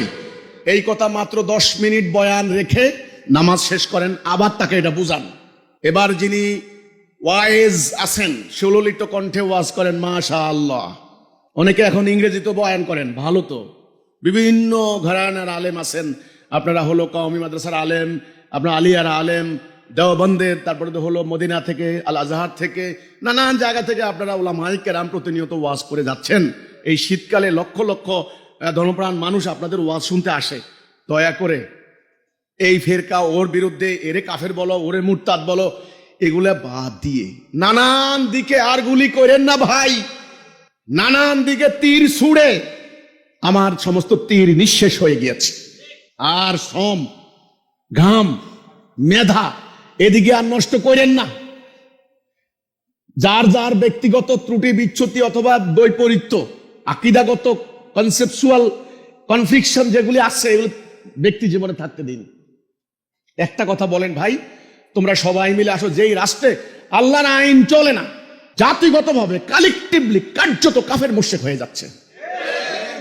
তো কাজে এই জন্যে আপনাদেরকে এই ওয়াজ মাহফিলের মধ্যে দয়া করে এই ফেরকার বিরুদ্ধে, ওই দলের বিরুদ্ধে, এই সংগঠনের বিরুদ্ধে আপনাকে হাদিস বের করে, আয়াত বের করে কাফের, মুরতাদ, মুশরিক, মালাউন, তাকে বাড়ি ছাড়া করতে হবে, তার জিহ্বা কাটতে হবে, তার বাড়িঘর, এই জিনিসগুলি বাদ দেন। বাদ দিয়ে মাহফিলের মধ্যে আমাদের বক্তারা, ওয়াইজরা আপনারা সুললিত কণ্ঠে কোরআনের রেফারেন্স দিয়ে, হাদিস দিয়ে আপনারা চলমান এই ব্যবস্থার অসারতা তুলে ধরেন। আপনারা তাওহীদের উপরে জনগণকে ঐক্যবদ্ধ করেন। ইন্টারিম যখন আসলো তখন হিসাব করা হলো 200 মাজারে হামলা হয়েছে। মাজারে হামলা হয়েছে, যারা হামলা করেছেন তাদের বয়ানটা দেখেন, তাদের ব্যাখ্যা হচ্ছে এখানে শিরিক হয়, বেদাত হয়, এখানে গাঁজা হয়, এগুলা তো, এই তো কথাটা। আচ্ছা ওকে, এগুলা হচ্ছে। এখন কথা হচ্ছে শিরিক বেদাতের কথা বলে যে মাজারে হামলাটা করলেন, এই যে লুটপাট হলো, হয়তো আপনারা করেননি, তারাও করেছে, লুটপাট হলো, এই যে এত কিছু হলো, এটা বিশ্বময় কি আমাদের ব্যাপারে ভালো বার্তা গেছে? গুড মেসেজ গেছে? কি মেসেজ গেল? আমরা একটা অসহিষ্ণু জাতি, আমরা একটা অসভ্য জাতি, আমাদের কোনো টলারেন্সই নাই, আমরা এক গোষ্ঠী আরেক গোষ্ঠীকে সহ্য করতে পারি না। কাজে আমাদের আন্ডারে হিন্দু, বৌদ্ধ, খ্রিস্টান কেমনে থাকবে? আমরা উগ্র জাতি, আমরা ধর্মান্ধ জাতি, আমরা অযৌক্তিক জাতি, আমরা বিজ্ঞান বিরোধী, আমরা নারী প্রগতি বিরোধী। এই মেসেজ সারা দুনিয়াতে আপনারা ছড়াই দিলেন। ইসলাম প্রতিষ্ঠার পথ কঠিন হয়ে গেল না? আর আমি দুনিয়ার মানুষকে বলছি, হে দুনিয়ার মানুষ, তোমাদের সমাজতন্ত্র ব্যর্থ হয়েছে, কার্ল মার্কস লেনিনের সমাজতন্ত্র ব্যর্থ হয়েছে, মাও সেতুংয়ের সমাজতন্ত্র ব্যর্থ হয়েছে, আল্লাহর ইসলাম নাও। হে দুনিয়ার মানুষ, পাশ্চাত্য দর্শন, তোমাদের তথাকথিত ডেমোক্রেসি ব্যর্থ হয়েছে, আল্লাহর ইসলাম নাও, মানবাধিকার প্রতিষ্ঠা হবে। আপনি যখন ইসলামকে রাষ্ট্রীয় জাতীয় জীবনে প্রতিষ্ঠা করতে চাইবেন, তখন আপনাকে অবশ্যই উদার নৈতিক উপায় তুলে ধরতে হবে, কোরআনের মূল বাণী আপনাকে তুলে ধরতে হবে। এখানে বাড়াবাড়ি, সংকীর্ণতা, এখানে জবরদস্তির কথা আপনি বলতে পারবেন না। হ্যাঁ, আমি যদি মাদ্রাসার মধ্যে থাকি তাহলে ঠিক আছে, কোনো কথা নাই। যখন রাষ্ট্রীয় জীবনে প্রতিষ্ঠা করতে চাইব, তখন আমাকে অবিসম্ভাবী রূপে ইসলামের আসল রূপ, উদার নৈতিক রূপটা তুলে ধরতে হবে। দুনিয়ার মানুষ যেন ভয় না পায়, দুনিয়ার মানুষ যেন আশ্বস্ত হয়, দুনিয়ার মানুষ যেন চিন্তিত না হয়, টেরিফাইড না হয়, দুনিয়ার মানুষ যেন শান্তি পায় যে না, এরাই যখন আসে তখন আমরা শান্তি পাবো, আমাদের মানবাধিকার রক্ষিত হবে। আলেম ওলামারা, আপনার হলো মাহফিলে এক গোষ্ঠী আরেক গোষ্ঠীর বিরুদ্ধে, এক দল আরেক দলের বিরুদ্ধে বিভিন্ন ধরনের মাসালাগত বিরোধ নিয়ে সময় নষ্ট করেন না, আপনার শ্রম নষ্ট করেন না। মানুষের ধর্মপ্রাণ, মানুষের টাকা খরচ করে আপনাকে বয়ান করতে আনে, আপনি এখন জনগণকে আল্লাহ তাওহীদের উপর ঐক্যবদ্ধ করার বয়ান করেন। আমার বাড়িতে আমি শুনলাম গত কয়েকদিন থেকে মাহফিল হচ্ছে, শীতকাল তো আমাদের এলাকা মাহফিল হয়, আর আমার গ্রামের বাড়ি নোয়াখালী, আপনারা জানেন নোয়াখালীর মানুষ এমনিতেই একটু ধর্মপ্রাণ, অন্য অন্য এলাকা থেকে একটু কনজারভেটিভ ফ্যামিলি এখানে থাকে, খুবই মসজিদ মাদ্রাসা, আলেম ওলামা। যাই হোক, আপনারা ওয়াজ করেন, ভালো কথা। হঠাৎ করে কথা নাই বার্তা নাই, আধা ঘন্টা পর শুরু হয়, মাইক আমার বাড়ির দিকে লাগাই দিছে, কিন্তু মানে এমন এমন ডাহা মিথ্যা। এই হিজবুত তৌহিদ নামাজ পড়ে না, এই হিজবুত তৌহিদ নবী মানে না, হিজবুত তৌহিদ কোরআন স্বীকার করে না, হিজবুত তৌহিদ ইত্যাদি ইত্যাদি ইত্যাদি, এই মিথ্যা কথা বলে যে আপনারা যে এই যে উস্কানি দেন, নারে তাকবীর, আল্লাহু আকবার, জালো জালো, আগুন জালো, হিজবুত তৌহিদের আস্তানা জ্বালাই দাও। আমার আস্তানা জ্বালাই আপনার লাভটা কি ভাই? আমার বাড়ি 4 বার হামলা হয়েছে ভাই, আমার ভাইদেরকে হত্যা করছে আমার বাড়িতে, অনর্থক খামোখা। কি লাভটা হলো? আমার কথা হলো, ঠিক আছে করছেন, আমি কিন্তু আপনাদের বাড়িতে হামলা করি নাই, আমি আপনাকে একবারও জবাইয়ের কথা বলি নাই। নো, আমার দয়া করে আমার কথা বোঝার চেষ্টা করেন ওলামা মাশায়েখরা। আমরা নিজেরা মারামারি করে শেষ হয়ে গেছি। এই শক্তি আর ধ্বংস করেন না। আপনি যত ওয়েস্টার্ন লেখক আছে সবার বইগুলি পড়ে দেখেন, রাসূলুল্লাহ কি করেছেন। আরবের গোত্রগুলি নিজেরা মারামারি করে যখন তাদের শক্তি নিঃশেষ করছিল, তখন রাসূলুল্লাহ এসে তাদেরকে ঐক্যবদ্ধ করে এক মহান লক্ষ্যের দিকে তাদের শক্তিকে ধাবিত করলেন। ধরেন একটা ছেলের পকেটে 10,000 টাকা, ছেলেটা যদি 10,000 টাকা গাঁজা খেয়ে বা আজে বাজে কাজ করে টাকাগুলো নষ্ট করে দেয়, ভালো কাজে এই ছেলের টাকা খরচ করতে পারবে? এই জনগোষ্ঠী 18 কোটি জনগণ, এদের ধারের কাছে আপনারা আছেন। এখানে যারা মাদ্রাসার মুহতামিম আছেন, প্রিন্সিপাল আছেন, মুহাদ্দিস আছেন, মুফতি মহোদয় আছেন, আপনার স্টুডেন্ট, আপনি তাদের উস্তাদ, আপনার স্টুডেন্ট হাজারে হাজারে বের হচ্ছে। দয়া করে এই স্টুডেন্টদেরকে তাওহীদের বুনিয়াদ শিক্ষা দিন। স্টুডেন্টদেরকে এই শিক্ষা দিবেন, বেটা ঈমান এনেছো, কারো কাছে মাথা নত করবে না। আমরাই ওয়াজ করি, রাসূলুল্লাহ ইহুদির কূপের পানি তুলে খেয়েছেন। আমরাই ওয়াজ করি, হযরত আবু বকর বুড়াকালে কাপড়ের গাঁটটি নিয়ে ব্যবসা করতে গেছেন, খলিফাতুল মুসলিমিন। আমরাই ওয়াজ করি, নবীরা কোনোদিন কেউ বকরি চড়িয়েছেন, কেউ এই কাজ করেছেন, কোনোদিন কারো দান ভিক্ষার উপরে নির্ভরশীল হন নাই। তাদেরকে আত্মনির্ভরশীলতা, আত্মমর্যাদা শিক্ষা দিন, তাদেরকে তাওহীদের চেতনা শিক্ষা দিন, তাদেরকে চলমান বিদ্যমান এই মানুষের তৈরি ব্যবস্থার পরিবর্তে আল্লাহর ব্যবস্থা কায়েমের জন্য অনুপ্রাণিত করুন। তাদেরকে 5 দফা শিক্ষা দিন, তাদেরকে জিহাদের তামান্নায় অনুপ্রাণিত করুন। কোন জিহাদ? সন্ত্রাস নয়, মানবাধিকার প্রতিষ্ঠার লড়াই, যেটা রাসূল করেছেন। সেখানে মাদ্রাসার মধ্যে এই রাজনৈতিক তরিকা, এই দল ওই দলের পক্ষে বিপক্ষে এই ধরনের অশুভ প্রতিযোগিতা মাদ্রাসার মধ্যে না দিয়ে মাদ্রাসার ওস্তাদজি যারা আছেন, মাদ্রাসার প্রিন্সিপাল মুহতামিম বা মাদ্রাসার মুহাদ্দিস মুফতি মহোদয় যারা আছেন, আমি আপনাদেরকে স্বনির্বন্ধ অনুরোধ করব, সেখানে মহিলা মাদ্রাসা হোক আর পুরুষ মাদ্রাসা হোক, সেই মাদ্রাসার মধ্যে আপনারা তাওহীদের উপরে তাড়াতাড়ি জাতিকে অনুপ্রাণিত করুন। স্টুডেন্টদেরকে বুঝান, এই ধোঁকাবাজের রাজনীতি তোমাদেরকে বাঁচাবে না। কিন্তু দুঃখজনক কথা হচ্ছে এই, আমার কাছে বার্তা আছে, মেসেজ আছে, বিভিন্ন মাদ্রাসায় নাকি কিছু কিছু ওস্তাদ আমাদের বিরুদ্ধে স্টুডেন্টদের মগজের মধ্যে একটা নেগেটিভ ধারণা দিয়ে রাখেন, যে এই দেখো না ফেসবুকে দেখো সেলিম, আরে এই লোক ভণ্ড, দেখো এই ভণ্ডের কথা শুনবি না কোনোদিনও। এখন মাদ্রাসায় বসে যদি একজন মুহতামিম তার স্টুডেন্টদেরকে, কোমলমতি স্টুডেন্ট এখনো সেই বাস্তব জীবনে পা রাখে নাই, তাকে যদি ওস্তাদ এই কথা বলে দেয় এই লোকটা ভণ্ড, নাস্তিক, কাফের, এর কথা শুনবি না, তাহলে তার সারা জীবন তার মাইন্ডে এটা থাকবে। এই ছেলেটা ফেসবুকে আমাকে দেখলেই আমার বক্তব্য আর শুনবে না, ডাইরেক্ট একটা গালি দিয়ে দিবে।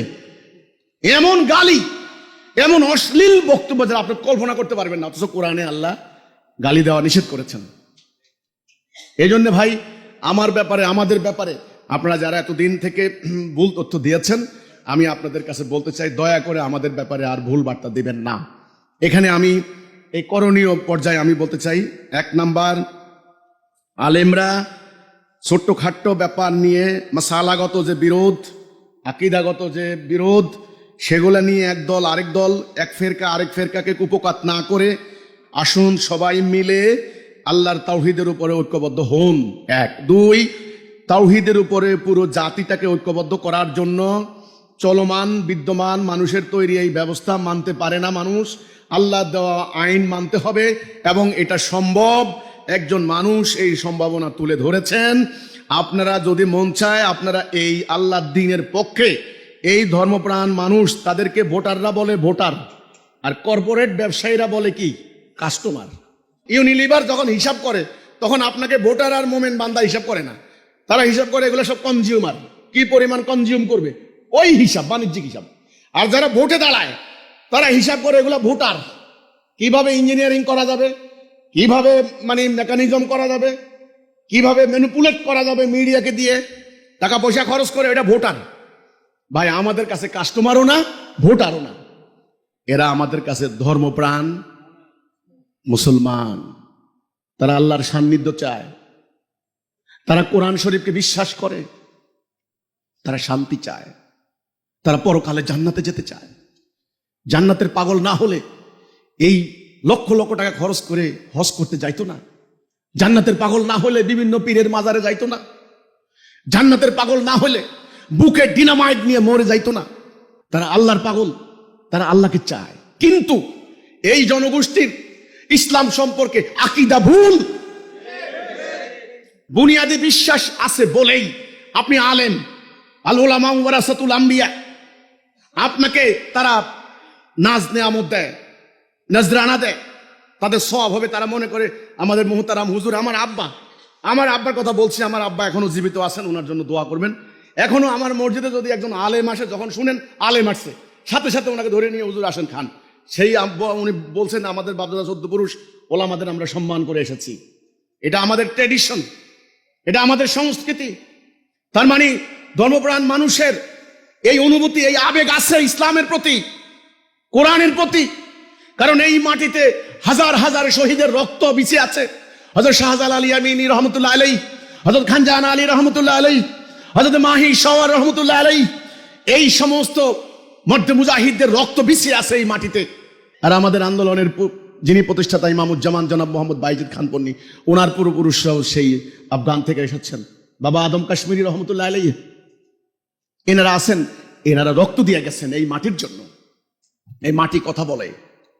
কাজেই এই ধর্মপ্রাণ মুসল্লি, ধর্মপ্রাণ মানুষগুলি, আমরা এদেরকে ভোটার বলবো না, আমরা এদেরকে কাস্টমার বলবো না। এরা আল্লাহর সান্নিধ্য চায়। এরা তো বিভিন্ন ফেরকায় বিভক্ত হয়ে গিয়েছে, এরা তো বিভিন্ন রাজনৈতিক তরিকায় বিভক্ত হয়ে গিয়েছে। এদেরকে এখন একত্রিত করে একটা জায়গায় এনে মহাশক্তিতে রূপান্তরিত করার দায়িত্ব আমি আলেম ওলামাদেরকে দিতে চাই। আপনারা কি এ দায়িত্ব পালন করতে পারবেন মোহতারাম? আমি গুনাহগার সাধারণ মানুষ। আমাদের আন্দোলন হিজবুত তাওহীদ 30 বছর থেকে কেউ বলতে পারবে না কোনো অন্যায় করেছি, কোনো আইন ভঙ্গ করেছি। এই কর্মসূচি আল্লাহ আমাদেরকে দান করেছেন, হাদিসের মধ্যে আছে। আমরা বলেছি আল্লাহ দেওয়া ব্যবস্থা প্রতিষ্ঠা করতে হবে। আজকের এই মতবিনিময় সবার উদ্দেশ্যই হচ্ছে আমাদের ওলামা মাশায়েখ, আমাদের যারা আছেন তাদেরকে এই কথাটা বলা, এই আহ্বান করা যে আপনারা এখন জাতিকে অনুপ্রাণিত করুন বর্তমান ব্যবস্থা থেকে বেরিয়ে এসে আল্লাহ দেওয়া ব্যবস্থা গ্রহণ করার জন্য। একটা নির্দিষ্ট লক্ষ্যে দৃষ্টি নিবদ্ধ করুন, একটা নির্দিষ্ট দিকে, সেটা হলো আল্লাহর দ্বীন আগে প্রতিষ্ঠা হোক। তারপরে কার মাজারে ফায়সা কাজ হয় পরে দেখা যাবে। তখন যিনি ফায়সা কাজ দূর করবেন তিনি থাকবেন ম্যাজিস্ট্রেসি পাওয়ার সম্বলিত। আদালত থেকে নোটিশ যাবে, এই আল্লাহর আইনে, রাষ্ট্রীয় আইনে তোমার এটা কিন্তু বেআইনি, তোমরা এটা এতদিনের ভিতরে বন্ধ করো। আর সে যদি বন্ধ না করে তখন আইনগত, এখন আদালত থেকে নোটিশ জারি হইলে কি আদালতে না যেতে পারে কেউ? নাহলে ওয়ারেন্ট জারি হয়ে যায়, ওয়ারেন্ট হয়ে গেলে পুলিশ ধরে নিয়ে আসে। রাষ্ট্রীয় অথরিটি, রাষ্ট্রীয় ক্ষমতা। মোহতারাম উলামায়ে কেরাম, আপনারা, আমি আবারও ক্ষমা চাচ্ছি, আমি আপনাদেরকে ছোট করতে চাই না। আপনারা একজন মুফতি, ইফতা পড়ে আপনারা মুফতি হয়েছেন, মানে ইসলামের ফিকহ শাস্ত্র আপনারা জানেন। আরে ভাই, যে রাষ্ট্রটা ব্রিটিশের আইনে, সেখানে আপনি আল্লাহর আইনের মুফতি হয়ে কি হচ্ছে? আমার কথা হচ্ছে এটা, এই সিম্পল কথাটুকু। আল্লাহর সবরিটি কায়েম করেন, তখন আপনার আদালতে আপনি জুরি বোর্ডের মেম্বার হবেন। আল্লাহর বিধান কায়েম করেন, আল্লাহর আইন কায়েম করেন। এটা করতে হলে 1 নম্বরে লাগবে পুরো জাতির ঐক্যবদ্ধতা। এত দিকে শক্তি ক্ষয় হয়ে গেলে কিন্তু হবে না। তারপরে লাগবে শৃঙ্খলা, ডিসিপ্লিন। তারপরে লাগবে একজনকে মানতে হবে। কাকে মানবেন আপনারা ঠিক করেন, আমার কোনো আপত্তি নেই, আমি আপনাদেরকে অনুসরণ করতে চাই। কথা শেষ। আমি জানি মোমেন, যে মোমেন হবে, মোমেনকে অনুসরণ করবে। সূরা হুজুরাতের 15 নম্বর আয়াত। আল্লাহ এবং তার রাসূলের প্রতি ঈমান, এবং এতে কোনো কম্প্রোমাইজ নাই। সুম্মা লাম ইয়ারতাবু, এবং জান মাল দি জিহাদ, এটা হলো মোমেন। আমি মোমেন হতে চাই, আমি আরেকজন মোমেনের আনুগত্য করতে চাই, কিন্তু আমি কোনো মুশরিক, কাফের, মুনাফিক কারো আনুগত্য করতে চাই না। আমি আল্লাহর আইনের আন্ডারে বাস করে কবরে যেতে চাই। আমি মানুষের তৈরি বিধানের আন্ডারে থাকতে চাই না। আমি আল্লাহর খেলাফত করতে চাই, আমি ব্রিটিশের খেলাফত করতে চাই না। কথা শেষ। আমার চাওয়া, আমার অভিপ্রায়, আমার নিয়ত, আমার টার্গেট, আমার গোল আমি আপনাদের সামনে আজকে পরিষ্কার করে দিলাম।